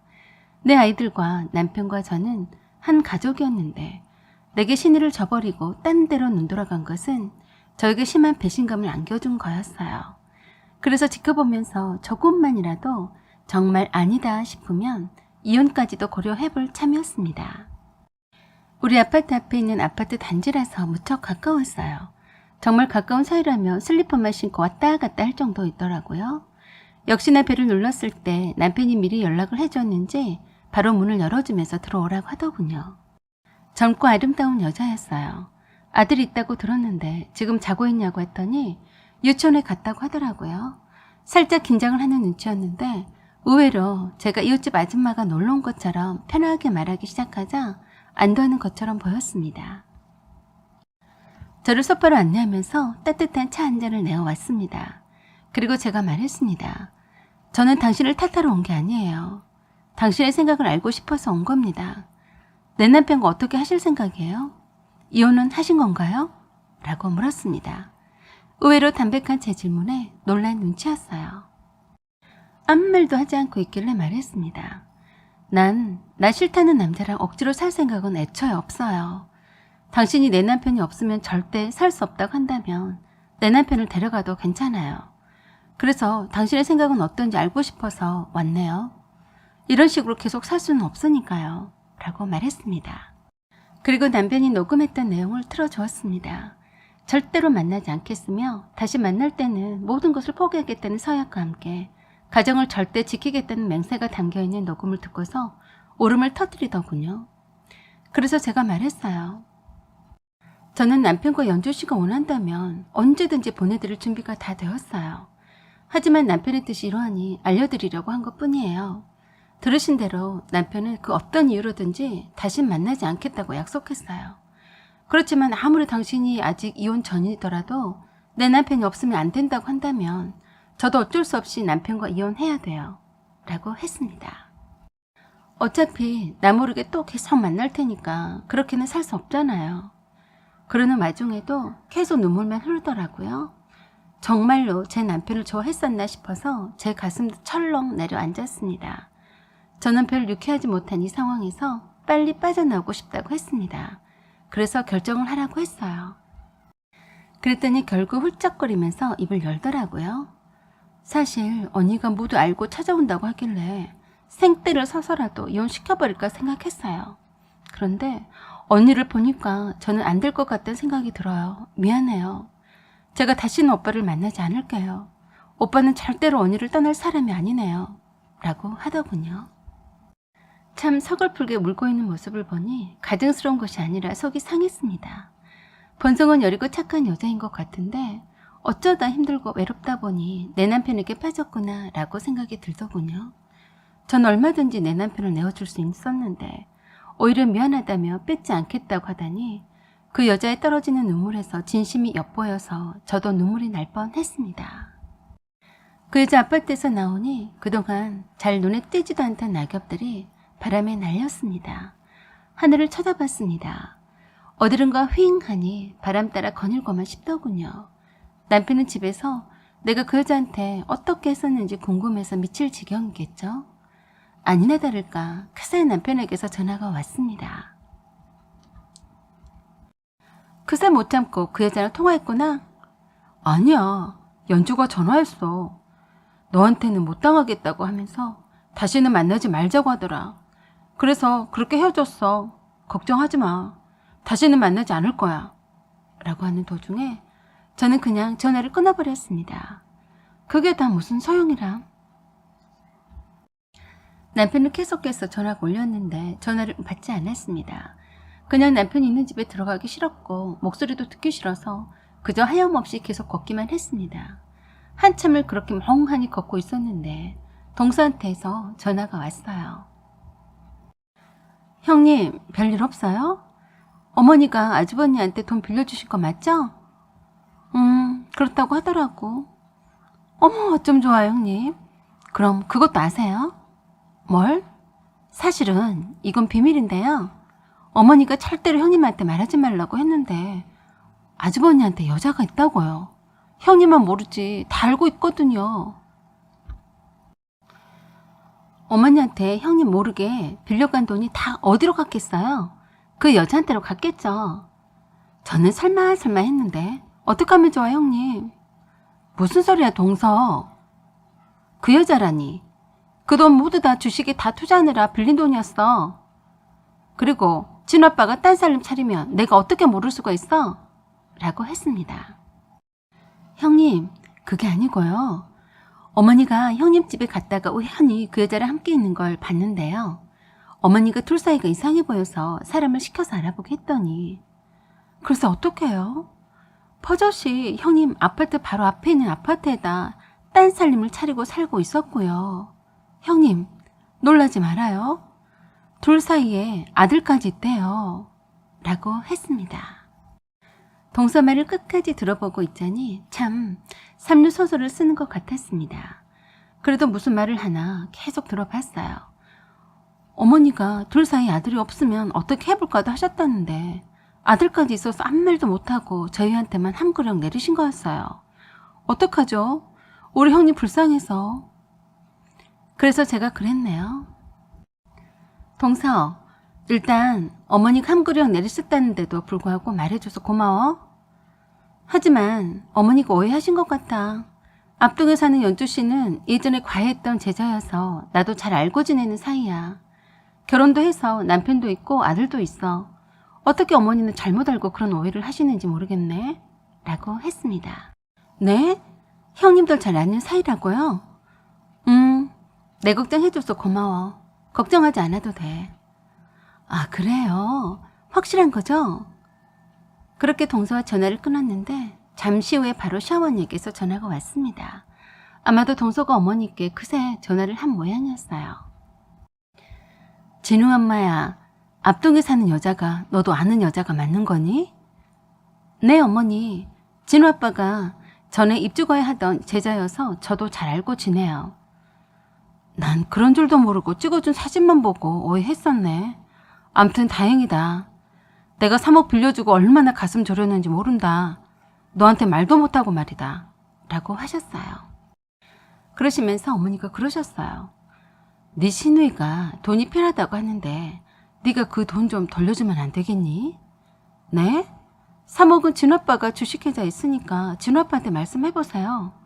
그랬더니 그러시네요. 이왕 한창 재미있게 수익 보고 있는데 그 돈 돌려달라고 하면 되겠니? 네가 한 1억 정도는 모아둔 돈 있을 것 아니냐 라고 하셨어요. 시누이한테 돈을 빌려줘야 한다시면서 굳이 저에게 대신해서 남편이 빌린 돈 중에 일부를 갚으라고 하셨어요. 하지만 제겐 그만한 돈이 없었습니다. 그래서 진오빠랑 상의해서 전화 드리겠다고 했어요. 그랬더니 바로 그러시더라고요. 행여나 요새 주식에 재미 붙이고 있는 애한테 말은 하지 마라 라고 하시더군요. 네가 알아서 해주지 못할 거면 냅둬라 라고 하시더군요. 그래서 속으로 생각했습니다. 왜 나 몰래 주식하라고 뒷돈 대주셨으면서 나한테 갚으라고 하세요? 그렇게 신우에게 돈 빌려주고 싶으시면 돈 빌려준 사람에게 달라고 하시지. 어찌됐든 우리 시어머니가 아들에게 주식하라고 뒷돈 대어주고 딴 살림 차린 여자에게 흘러들어갔을까 봐서 조마조마하셨을 텐데 이제 아닌 걸 아셨으니 대번에 며느리에게 갚으라고 하더니 참 이기적이시다는 생각이 들었네요. 그저 아들밖에 모르시고 며느리는 안중에도 없는 우리 어머니. 말해드리고 싶네요. 어머니 아들이 바람 앞에 등불과도 같네요. 조금만 내 눈밖에 나기만 하면 바로 이혼할 거니까요. 지금 제가 패를 쥐고 만지작거린다는 걸 모르시겠지만요. 그런 후 2주일이 지났습니다. 저는 남편에게 꼭 필요한 말 이외에는 건네지 않았고 투명인간 취급했습니다. 내 맘 가는 대로 했어요. 솔직히 말하자면 남편이 각서를 썼지만 남편이 도덕적으로 어쩔 수 없으니 그랬을 거라고 생각했습니다. 그래서 그 각서난 녹음은 만일을 위한 대비책이었어요. 저는 한번 배신한 남편은 또 배신할 거라고 믿었어요. 만일을 대비해서 제 마음을 중무정한 거였죠. 그래서 당분간 어떻게 나오나 하고 지켜보고 있었습니다. 겉으론 둘이 따로 만나는 것 같지는 않았어요. 오해받을까 싶어서인지 주말에도 바깥 출입을 전혀 않더라고요. 그러던 어느 날 그 여자한테서 문자가 왔어요. 먼 곳으로 이사 갑니다. 남편과 이혼을 했어요. 언니와 한 약속은 잘 지킬게요. 그동안 미안했어요. 저는 그 여자의 문자를 받고 속이 후련한 것이 아니라 뭔지 모르지만 내가 이 둘 사이의 가정을 지킨다는 이유로 끼어들어도 되는 건가 싶었어요. 남편이 전 연인을 떠나보내고 애틋한 감정으로 혼자서 그리워하고 있지는 않는지 그런 생각도 불현듯 들었고요. 그 여자가 자기 남편과 이혼을 했다고 하니까 제 남편에게 그 여자에게 가고 싶으면 가라고 할까 하고도 생각했습니다. 왜냐하면 요새 들어서 부쩍 남편이 제 곁에 있는 것이 불편해졌거든요.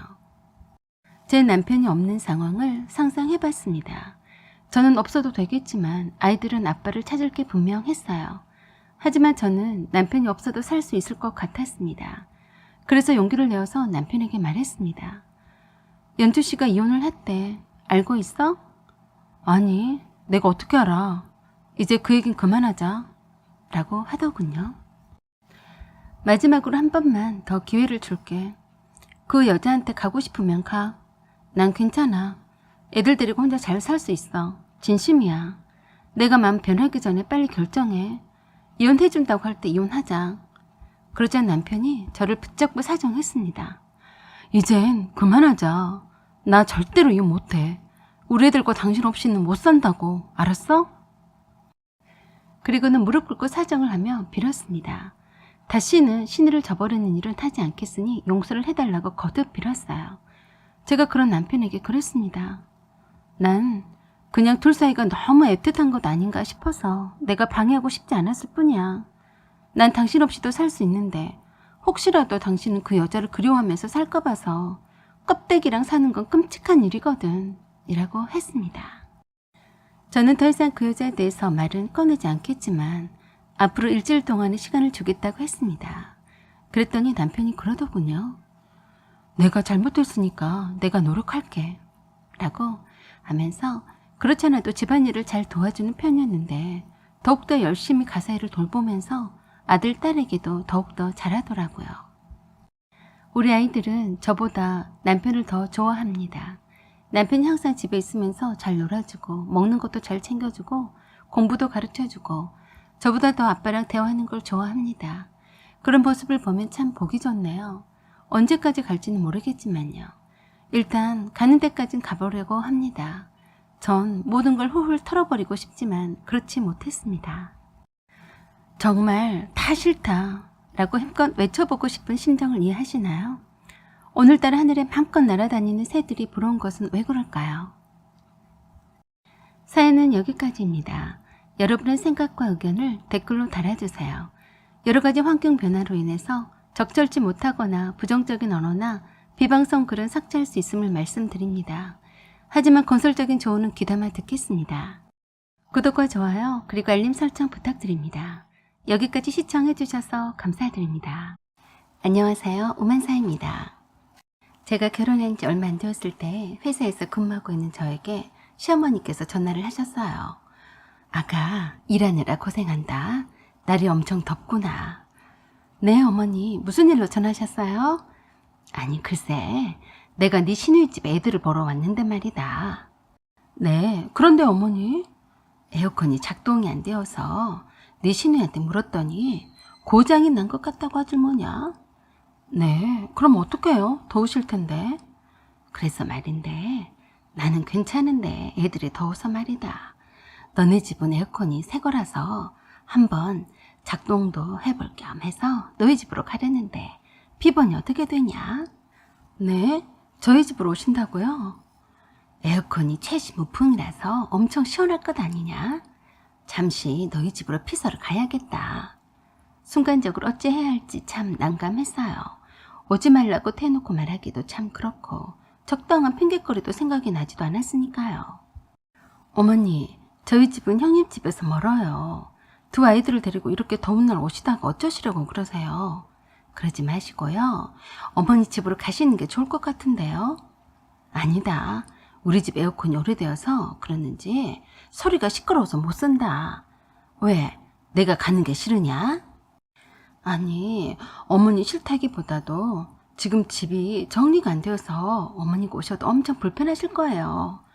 오늘은 참고 선풍기로 지내시다가 서비스 센터에 연락을 해서 고쳐서 쓰셔야죠.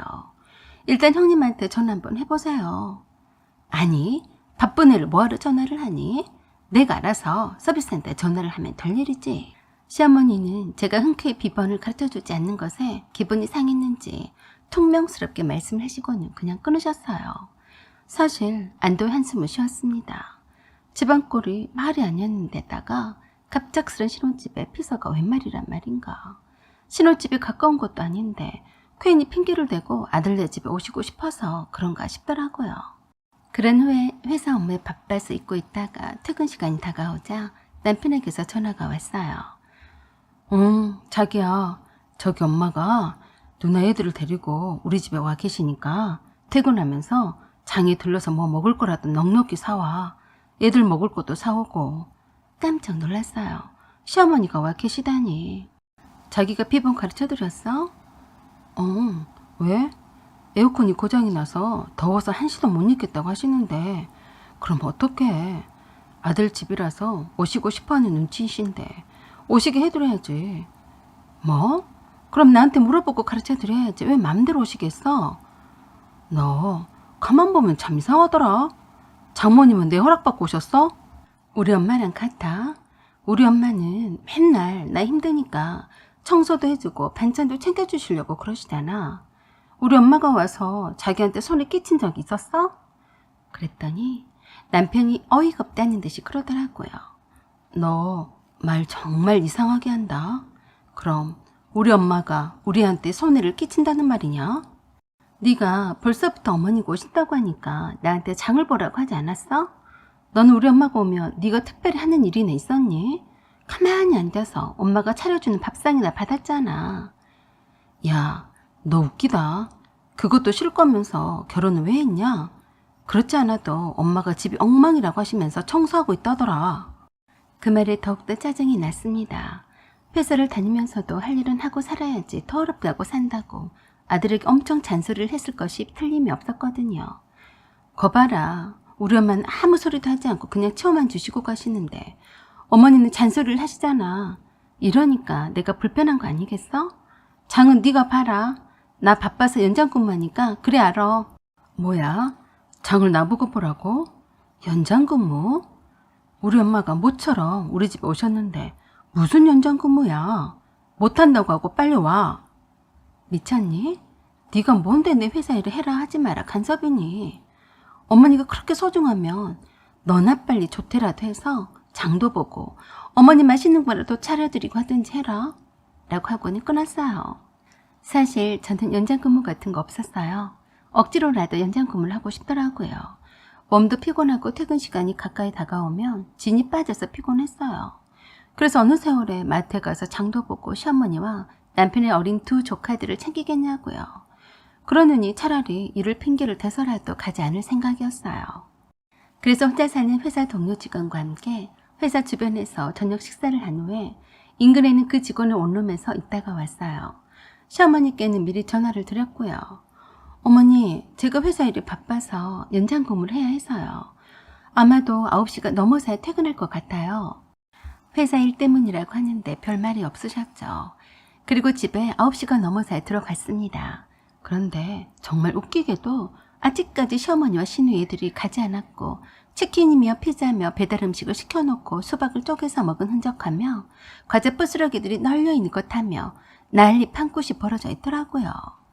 집이 어질러져 있어서 시어머니가 청소를 했다는 말이 무색하게도 정신없이 널브러져 있었어요. 그뿐이겠어요? 시누이 남편까지 퇴근해서 와서 남편과 함께 소파를 차지하고 앉아서 뉴스를 시청하고 있었어요. 시어머니는 시원한 에어컨 바람을 쐬면서 거실에 택자로 누워 있었고 시누이 애들은 방에서 자고 있는지 보이지 않았어요. 시어머니가 저를 보자마자 일어나지도 않고 또 뭐라 하시더라고요. 너네 회사는 어떻게 생겨먹었길래 살림하는 여자는 어떡하라고 일을 곧다이로 시켜먹는다니? 시어머니는 그러시면서 얼척이 없는 말을 하셨어요. 일하느라 고생했다만 그래도 음식물 찌꺼기를 그냥 두면 날파리들이 달려드니까 어서 옷을 갈아입고 대충 치우고 씻어라. 나는 이들을 보느라 힘들어서 꼼짝도 못하겠다. 그리고 내 부엌살림이 아니라서 그냥 냅뒀다. 기가 막혀서 슬금슬금 열이 오르려고 했어요. 시누이 남편이랑 소파에 앉아서 아주 편안하게 놀고 자빠져 있는 남편을 놔두고 이제서 퇴근해서 들어온 며느리에게 그게 할 소린가 싶었어요. 그래서 제가 시어머니께 말씀을 드렸습니다. 어머니, 제가 이 시간까지 일하고 온 사람인데 거기다 대고 또 일하라고 하세요. 그랬더니 시어머니가 펄떡 일어나셔서 화를 내시더라고요. 저 말하는 것 좀 보게. 세상에, 여자는 너 혼자서만 일하고 다니냐? 어머니, 죄송하지만 저는 피곤해서 손 하나 까딱하기도 싫어요. 어머니 아들이 저기 있는데 시키세요. 라고 했더니 화를 있는 대로 내시더라고요. 그러던지 말던지 안방에 들어가서 옷을 갈아입고 샤워하고 나왔어요. 그리고 서재방으로 들어갔습니다. 그런데 또 깜짝 놀라고 말았어요. 시누이가 제 책상에 있는 노트북으로 회사 일을 본다면서 진을 치고 있더라고요. 벌써 10시가 다 되어가는데 갈 생각도 하지 않고 아예 차분하게 있는 모습에 어이가 없었네요. 그런데 저를 보자마자 하는 소리가 더 어이가 없었어요. 왜 이렇게 늦었어? 옳게 얼굴 좀 보고 가려다가 내가 회사 일이 있어서 마저 하고 있는 중이었어. 엄마가 우리 애들 봐주시는데 에어컨이 고장나서 그러니까 고칠 때까지만 여기 있어도 되지? 미안해. 신혼집인데. 설마 하니 싫다고는 말 못하겠지 싶었겠죠. 하지만 제가 싫다고 했습니다. 형님, 가까운 어머니 집을 놔두고 왜 여기까지 와서 그러세요? 저는 싫으니까 어서 형님도 그만하시고 형님 애들 챙겨서 돌아가세요. 저는 너무 피곤해서 편안히 쉬고 싶네요. 완전 예상 밖의 대답이었는지 놀라서 저에게 그러더군요. 뭐? 그만하고 돌아가라고? 네, 돌아가세요. 지금까지 회사 일을 하느라 지쳐서 쉬어야 하는 며느리는 눈에도 안 보인가 보죠. 놀고 자빠져 있는 아들이나 딸도 있는데 뭔가 쳐놓지도 않고 오자마자 치우라고 하는 경우가 어디 있어요. 뭐야? 말하니 꼬락서는 거 왜 그래? 형님, 제가 지금 피곤해서 그러니까 빨리 애들 챙겨서 어머니랑 돌아가 주세요. 라고 했더니 얼척이 없다는 듯이 저에게 그러더군요. 애들은 잠이 들었으니까 엄마랑 여기서 주무시게 하고 나는 내일 저녁에 다시 올 테니까 그래 알아. 제 말은 완전히 무시하고 방에서 나갔어요. 그리고 거실에서 시어머니와 남편에게 그러더라고요. 엄마, 쟤 왜 저래요? 웃기네. 완전히 자기 시집 식구들을 벌레 보듯이 하네. 그러게 말이다. 난 저렇게 안 봤는데 아주 보통이 아니다. 내가 내 아들 집에 올 수도 있는 거지. 세상이 말세다, 말세야. 그랬더니 옆에서 남편이 미안해하면서 그러네요. 엄마, 누나, 원래 저렇지 않았었어요. 아마도 일하고 오느라고 피곤해서 그런 걸 거예요. 제가 잘 타이를 테니까 누나 집 에어컨을 고칠 때까지 저희 집에 조카를 데리고 있으세요. 뭐로 왔다 갔다 해요. 누나도 퇴근 후에 여기 와서 조카들 보면 되고 밥도 여기서 먹으면 되겠네. 헤헤. 그리고는 나한테는 간다는 말도 없이 형님과 형님 남편이 저희 집에서 나갔어요. 완전히 저를 무시하는 처사였어요. 작은 방에 형님의 두 애들을 재워놓고 가더라고요. 시어머니와 형님의 두 애들을 아예 맡겨놓고 간 셈이었죠. 그러다가 합가자는 말이 자연스럽게 나오는 것이 시간 문제일 게 뻔해 보였습니다. 시어머니가 사시던 집은 늘 비어 있었고 이렇게 쾌적하고 좋은 집에서 편안히 피서를 즐기시는데 가겠다고 하시겠냐고요. 그리고 남편도 괘씸했어요. 나에 대한 배려는 전혀 하지 않는 눈치이니 더 볼 것도 말 것도 없다고 생각했습니다. 형님이 간 뒤로 안방에서 남편이 저에게 찢는 소리를 했어요. 당신은 왜 그래? 그렇게 마음이 좁아 터져서 어떻게 살겠어? 창피해서 죽는 줄 알았잖아. 좀 그러지 말자. 조금 양보하고 배려하면 좀 좋아? 네가 조금 불편하다고 해서 저렇게까지 매몰차게 해야겠어. 그래서 제가 한마디만 했습니다. 배려? 양보? 내가 너한테 묻고 싶은 말이다. 네가 그렇게 네 맘대로 할 거면 나랑 왜 결혼을 했니? 너 멋대로 할 거면 너 혼자서 잘 살아봐라. 내가 네 인생에서 빠져줄 테니까 하고 싶은 대로 하고 살아. 남편은 저에게 쿠시렁대면서 혀를 차고 방에서 나가서 거실에서 자더라고요. 저는 몸이 피곤했지만 그날 밤에 새벽까지 한숨도 못 자고 뒤척이다가 시어머니가 깨우는 소리에 눈을 떴어요. 너는 지금 시간이 몇 시인데 아직도 안 일어나니? 얼른 일어나라. 시간을 보니까 6시였어요. 아직은 이른 시간이라서 더 자야 한다고 했더니 빨리 아침밥 하지 않고 뭐하냐고 난리셨어요.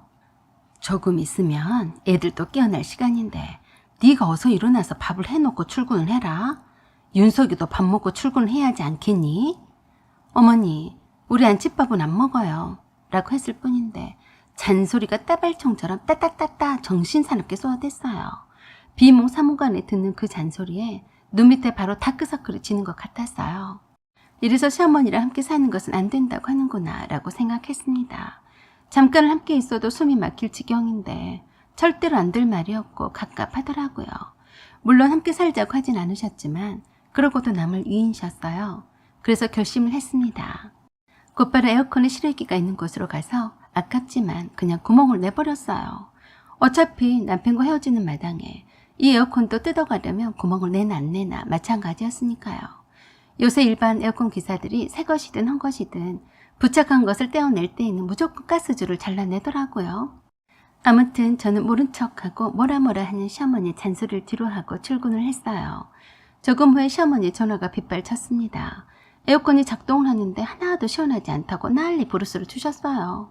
당연한 거였죠. 제가 가스줄에 구멍을 내버렸으니 당연히 시원할 리가 있겠냐고요. 그래서 제가 그랬어요. 어머니, 몇 달도 안 된 새 에어컨이 벌써 고장이 날 리가 있겠어요? 아니다. 그럴 리가 없다. 어제는 내가 작동했어도 잘 됐었다. 그래요?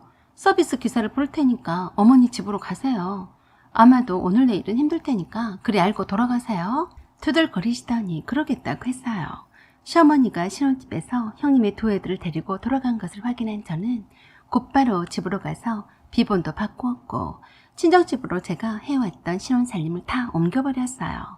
부동산 사무실에다 신혼집도 내놓았고요. 그리고 저도 친정집으로 갔습니다. 남편이 저희 신혼집에 도착을 해서 저에게 전화를 했어요. 비번을 바꿨어? 어디 있는 거야? 엄마는 에어컨이 고장이 나서 집으로 가셨다면서? 나도 우리 친정집으로 왔다. 부동산 사무실에다 집도 내놓았으니까 팔리는 대로 내가 준 전세금 내놓고 헤어지자. 네 짐은 옷 몇 가지 뿐이더라. 경비실에 있다. 남편은 저에게 정신이 나갔냐면서 여전히 이해를 못하더라고요. 그럴수록 이 남자와는 평생 할 수 없다는 판단에 확신만 더할 뿐이었습니다. 한때는 장밋빛의 미래를 꿈꿨었던 우리 신혼집에 들어가 봤자 아무것도 없으니까 경비실에서 남편의 개인 물품을 찾아가서 시어머니한테 가서 마음에 맞는 사람끼리 잘 살라고 했어요. 혹자는 무슨 이런 것 하나 가지고 그러냐고 하실지 모르겠으나 하나를 보면 열을 난다고 했습니다. 아닌 것은 아니었으니 아닌 것을 참고 계속해서 끌고 갈 수는 없는 노릇이어서 이혼을 잘 결정했다고 지금도 생각하고 있습니다. 지금까지 시청해 주셔서 감사드립니다. 구독과 좋아요 부탁드려요. 감사합니다. 안녕하세요. 오만사입니다. 오늘의 사연 바로 시작하겠습니다. 어디서부터 이 얘기를 꺼내야 할까요? 수십 년의 제가 아주 어렸을 때부터 거슬러 내려가겠습니다. 저희 집은 매우 가난했어요. 딸 넷에 남동생인 아들 하나, 그리고 말단 공무원이셨던 아버지와 살림만 하셨던 어머니가 계셨죠. 그때는 어렸을 때라서 그렇게 가난했었는지는 모르고 살았습니다. 가난한 집이었지만 보수적인 아버지 성격 탓에 딸만 넷을 낳고도 제 남동생을 낳으셨어요. 지금 생각하면 왜 그렇게 어려운 형편에 아들을 낳으려고 그 고생을 마다하지 않으셨는지 이해가 되지 않습니다.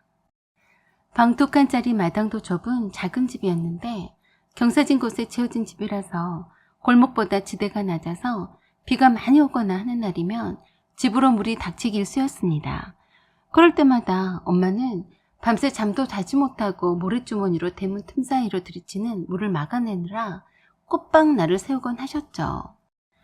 제가 본 어렸을 적의 기억은 엄마는 하루 종일 집안일에 치여 사셨다는 거예요. 연탄불에 밥하고 휘발유 골로에 국도 끓이고 새수물을 데워서 마당에 붙어있는 비좁은 욕실 겸 수도꼭지가 있는 창고로 데워진 물이 담긴 통을 날라다 주어야 했습니다. 요즘같이 추운 날이면 온 식구들이 욕실 대용으로 사용했던 창고에 있는 물이 얼어붙을 정도여서 비좁은 부엌에서 세수하고 씻기도 했고 저는 늘 부엌에 빨간 다라이를 놓고 목욕했던 기억이 납니다. 그래서 엄마는 늘 좀 더 큰 집으로 이사가기를 원하셨어요. 박봉이었던 아버지 월급으로도 아끼고 저축하며 살고 있었던 때였습니다. 어느 날 아버지가 제 나이 또래의 남자아이를 데리고 왔어요. 엄마는 굉장히 그 아이를 반겨주셨죠. 그 남자아이는 재혼한 고모의 의붓 아들이었습니다. 잘 살던 고모가 사업이 잘 되지 않아서 잠깐 동안만 할머니한테 맡겨놓고 갔었는데 할머니가 몸이 불편하셔서 아버지가 데리고 왔습니다. 그렇지 않아도 좁은 집에 식구가 하나 더 넣는 셈이었죠. 그 남자아이의 이름은 김민중이었어요. 엄마와 아버지는 민중이를 반갑게 맞이해줬고 저한테도 또래니까 친하게 잘 지내라고 했습니다. 하지만 저는 엄청 싫었어요. 사실 저는 언니들한테 사랑을 듬뿍 받으며 잘 지내고 있었지만 아버지와 엄마는 온통 제 남동생에게만 일방적인 사랑을 주셨거든요. 물론 엄마와 아버지가 저를 소홀히 대하거나 하진 않으셨어요. 아버지는 제가 복동이라서 엄마가 남동생을 낳았다고 더 이뻐하시는 편이었죠. 하지만 특별히 귀히 대하는 제 남동생에겐 비할 바가 못 되었어요. 그래도 바라고 바랐던 남동생이라서 온 식구들이 떠받들고 살았었죠. 참 애매한 위치에 있었던 저에게 또 다른 남자아이가 나타나서 가족들의 관심을 받고 있으니 정말 싫었습니다. 그 애는 성격도 좋아서 금방 적응해서 마치 자기 집처럼 그 좁은 집에서 뛰어다니고 하는 그런 모습도 싫었어요. 언니들도 민중이한테 누나처럼 잘해주고 엄마도 그렇고 아버지도 그렇고 제가 약간 소외된 느낌이 들었거든요. 그래서 제가 정말 미워했어요. 저는 원래 순한 성격이었는데 민중이한테만큼은 심하게 굴었어요. 얄미워서 꼬집기도 많이도 꼬집었어요. 엄마가 민중이에게 맛있는 반찬을 주면 홀겨보면서 째려보곤 했었는데 그럴 때마다 내 눈치를 살살 보던 민중이가 때론 불쌍해 보이기도 했지만 그래도 정말 밉더군요. 그런 저를 언니들이 야단도 많이 치고 엄마도 저를 타이르곤 하셨습니다. 그럴수록 불쌍하다며 민중이를 더 감싸셨어요. 그럴 때마다 저는 민중이에게 너네 집에 빨리 가버리라고 소리 지르곤 했었죠. 그때는 어린 마음에도 제 눈치만 보는 민중이가 불쌍해 보여서 그러면 안 된다고 생각을 했었는데도 잘 제어가 되지 않았습니다. 그런 나를 꾸짖는 언니들이나 엄마가 싫었고 정말 내가 나쁜 애였구나 라는 생각에 약간 혼란스러운 감정이었어요. 엄마 말처럼 부모를 떠나와서 혼자 많이 주눅이 들어있는 민중이한테 제가 친구처럼 잘 해줘야 하는데 그러면 안 되는 거라고 하는 말은 그 어린 나이에도 다 이해를 했습니다. 그러면서도 그게 뜻대로 되지 않더군요. 아마도 지금 생각해보니 하루 종일 집안일만 하시는 엄마의 사랑을 남동생에게 뺏겼었는데 민중이가 와서 엄마와 언니들의 사랑을 받는 것에 굉장히 질투가 났었던 것 같습니다. 그로 나중에 민중이가 떠난 뒤에도 오래도록 양심의 가책이 왔습니다. 잠깐 동안만 있겠다던 민중이는 국민학교에 들어갈 나이가 되어서야 저희 집을 떠나서 자기 아버지한테로 갔습니다. 그렇게 밉고 구박했던 민중이가 막상 간다고 하니까 마음이 좋은 것만은 아니었어요. 아버지 따라서 가려던 민중이가 저희 엄마 품에 달려와서 울었어요. 그런 모습을 보던 저도 민중이가 이제 한 식구처럼 정이 들만 했었는데 가버리니까 섭섭했습니다. 매일처럼 못되게 굴고 함부로 했던 제가 미안했어요. 그 어린 나이에도 민중이에게 미안했었다고 말하고 싶었지만 어떻게 말해야 할지 몰랐습니다. 민중이는 저를 한 번도 쳐다보지도 않고 그냥 가버렸죠. 엄마 아빠도 없이 눈치만 보는 불쌍한 애를 난 왜 그렇게 못되게 굴었을까 하고 자책을 하곤 했어요. 나중에 알게 된 사실이었지만 고모는 민중이 아버지와 또 이혼을 한 상태였다고 하더군요. 고모는 민중이를 이혼과 동시에 민중이 아버지에게 보내버리려고 했는데 엄마가 마다하셨대요. 민중이 아버지가 사업이 완전 망해버려서 민중이를 데려가서 잘 보살필 형편이 못 되는 것 같아서 더 데리고 있겠다고 했었다는군요. 민중이 생모도 아주 어린 나이에 헤어져서 연락이 끊겼던 터라서 그런 민중이를 엄마가 많이 불쌍해 하셨어요. 그래서 민중이 아버지에게 나중에라도 민중이가 엄마한테 오고 싶어하면 언제든지 민중이 데리고 놀러 오라고 했답니다. 그렇게 헤어진 후로도 이혼한 고모와는 별도로 민중이가 정이 들어버려서 늘 궁금해 하셨어요. 그래서 가끔씩 민중이 아버지와 전화통화를 하는 걸 여러 번 봤었고 엄마가 민중이랑 통화도 했었어요. 그러다가 민중이 아버지가 기반이 잘 잡혀서 살만했는지 다시 재혼을 했다는 말만 듣고 연락이 끊겼습니다. 엄마는 무소식이 희소식이려니 하셨고 그렇게 잊고 살아왔어요. 저는 가정이 어려운 형편에도 불구하고 공부를 곧잘 하는 편이라서 대학에 입학했어요. 우리 언니들 모두 다 고등학교만 졸업하고 취업했습니다. 모두 가정 형편 때문에 대학 진학은 꿈도 못 꿨거든요. 언니들은 저와 남동생만큼은 제대로 공부시키고 싶어 했어요. 그래서 언니들이 취업해서 번 돈으로 엄마에게 생활비를 조금씩 보태니 저와 남동생에게 학원도 보내주기도 했고 저의 대학 학비도 일부 보태기도 했었죠. 다행히도 저는 대학에 입학해서 무난하게 졸업했습니다. 하지만 남동생은 가족들의 모든 기대에도 불구하고 공부에는 영 취미가 없었어요. 엄마와 아버지는 하나밖에 없는 아들은 꼭 좋은 대학에 가야 한다는 강박에 사로잡혀 있었던 터라서 재수를 3번이나 했는데 또 떨어졌습니다. 그렇다고 해서 엄마와 아버지가 실망을 해서 남동생에게 야단을 치거나 화를 내거나 하진 않으셨어요. 언니들도 마찬가지였고요. 오히려 행여나 마음이나 다치지 않았을까 하고 남동생을 걱정을 했을 정도였죠. 그렇게 온 식구들이 제 남동생을 어린아이처럼 끔찍이도 사랑했습니다. 이제 다 큰 청년인데 말입니다. 오로지 저만이 제 남동생에게 유일하게 야단치며 공부를 그따위로 하면 백날 해봤자 소용없다고 입바른 소리를 했었죠. 언제까지나 언니들이 남동생이 뒷바라지를 해줄 수 없는 노릇이었어요. 그래서 더 이상 남동생에게 재수는 안 된다고 했고 눈을 낮춰서 목표하는 대학보다 낮은 곳으로 입학할 것을 권했어요. 그렇지만 가족의 기대치가 목표로 하는 대학이었던 만큼 남동생은 그것을 저버리고 싶지 않았던 모양이었습니다. 그래서 저와 남동생은 심한 말다툼을 했어요. 우리 집의 기둥이고 장남인 네가 언제까지나 무책임하게 재수만 하고 있어도 되는 것이냐, 그 뼈아프게 잔소리를 했었죠. 큰언니도 너 때문에 시도 못 가고 있는데 정신 차리라고 했었고 분수에 맞는 대학에 가라고 했습니다. 그날따라 남동생은 고개를 숙이고 제 말을 끝까지 듣고 있다가 친구를 만난다면서 집을 나갔습니다. 그리고 그것이 마지막이었어요. 군대 복무 중에 휴가 나온 친구를 만나고 나오는 길에 뺑소니 잘 치였던 겁니다. 친구를 만나면 늦게 들어와도 엄마는 꼭 남동생이 들어와야 잠이 드셨어요.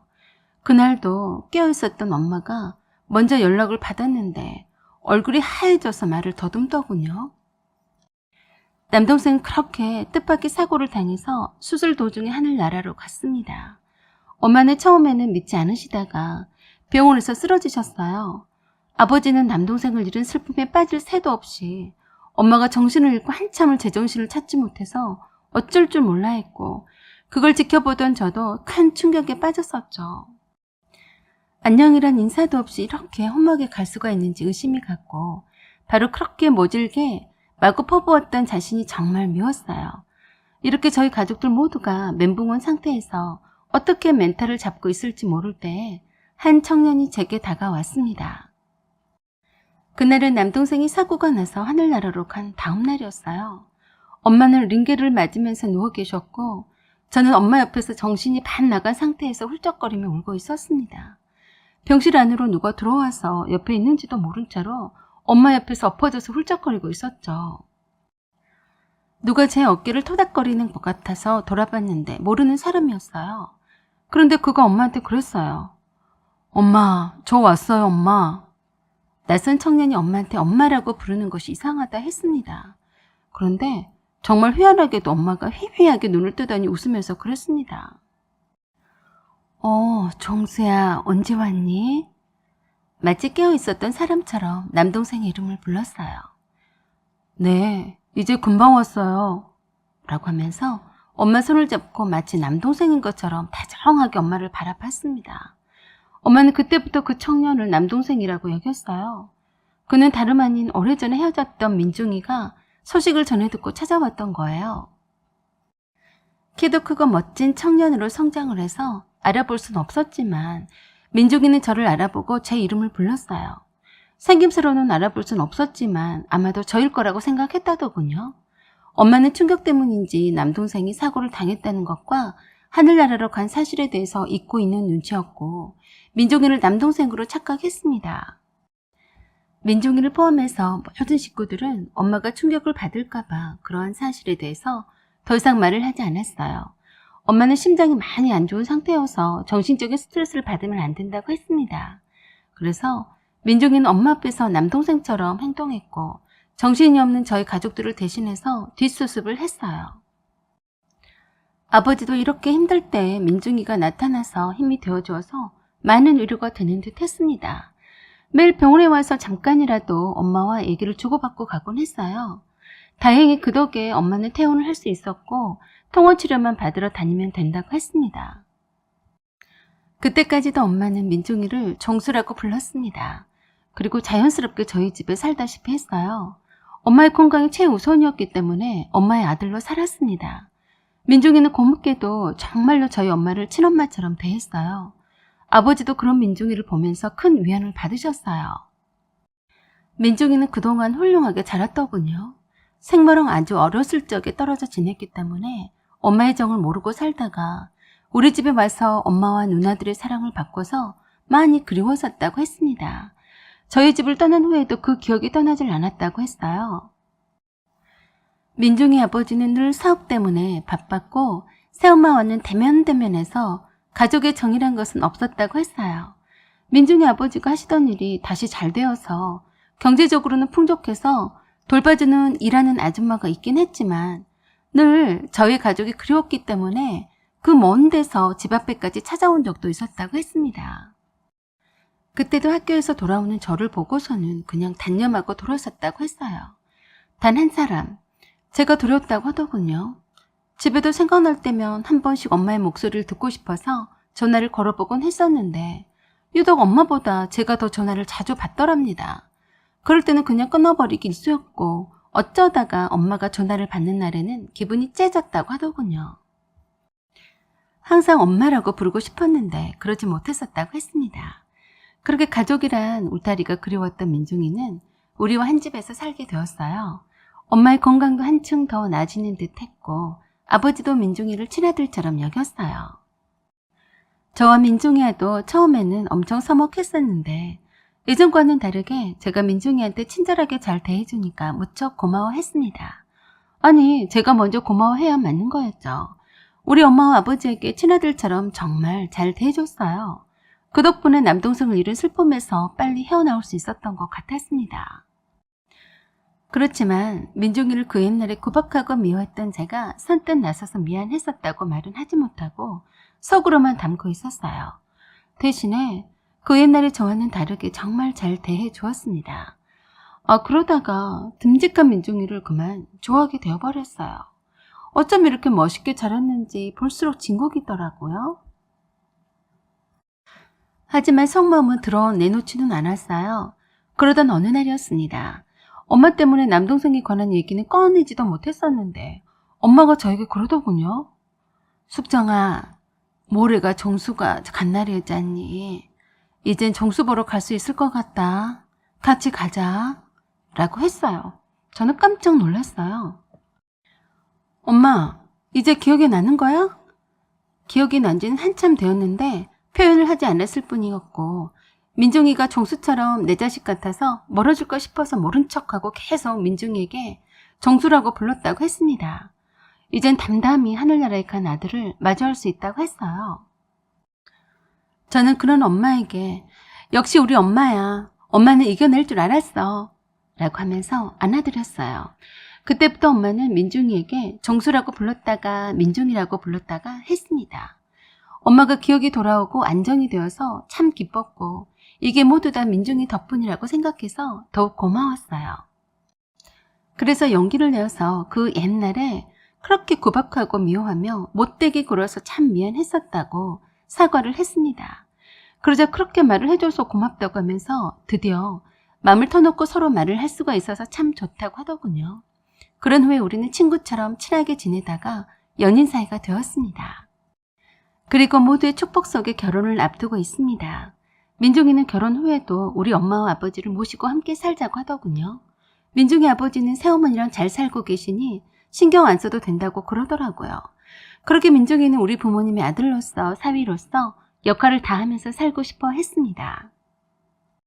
전생에 무슨 이런 깊은 인연이 있지 않고서야 민중이가 우리 집에 오게 되었을까 싶었습니다. 그토록 미워하고 구박했던 그 천덕꾸러기 같던 남자아이가 저와 결혼할 사람이었다니 참 인연이란 것이 묘하다는 생각이 듭니다. 여러분, 우리의 결혼을 축복해주세요. 사연은 여기까지입니다. 여러분의 생각과 의견을 말씀해주세요. 구독과 좋아요 그리고 알림 설정 부탁드려요. 여기까지 시청해주셔서 감사드립니다.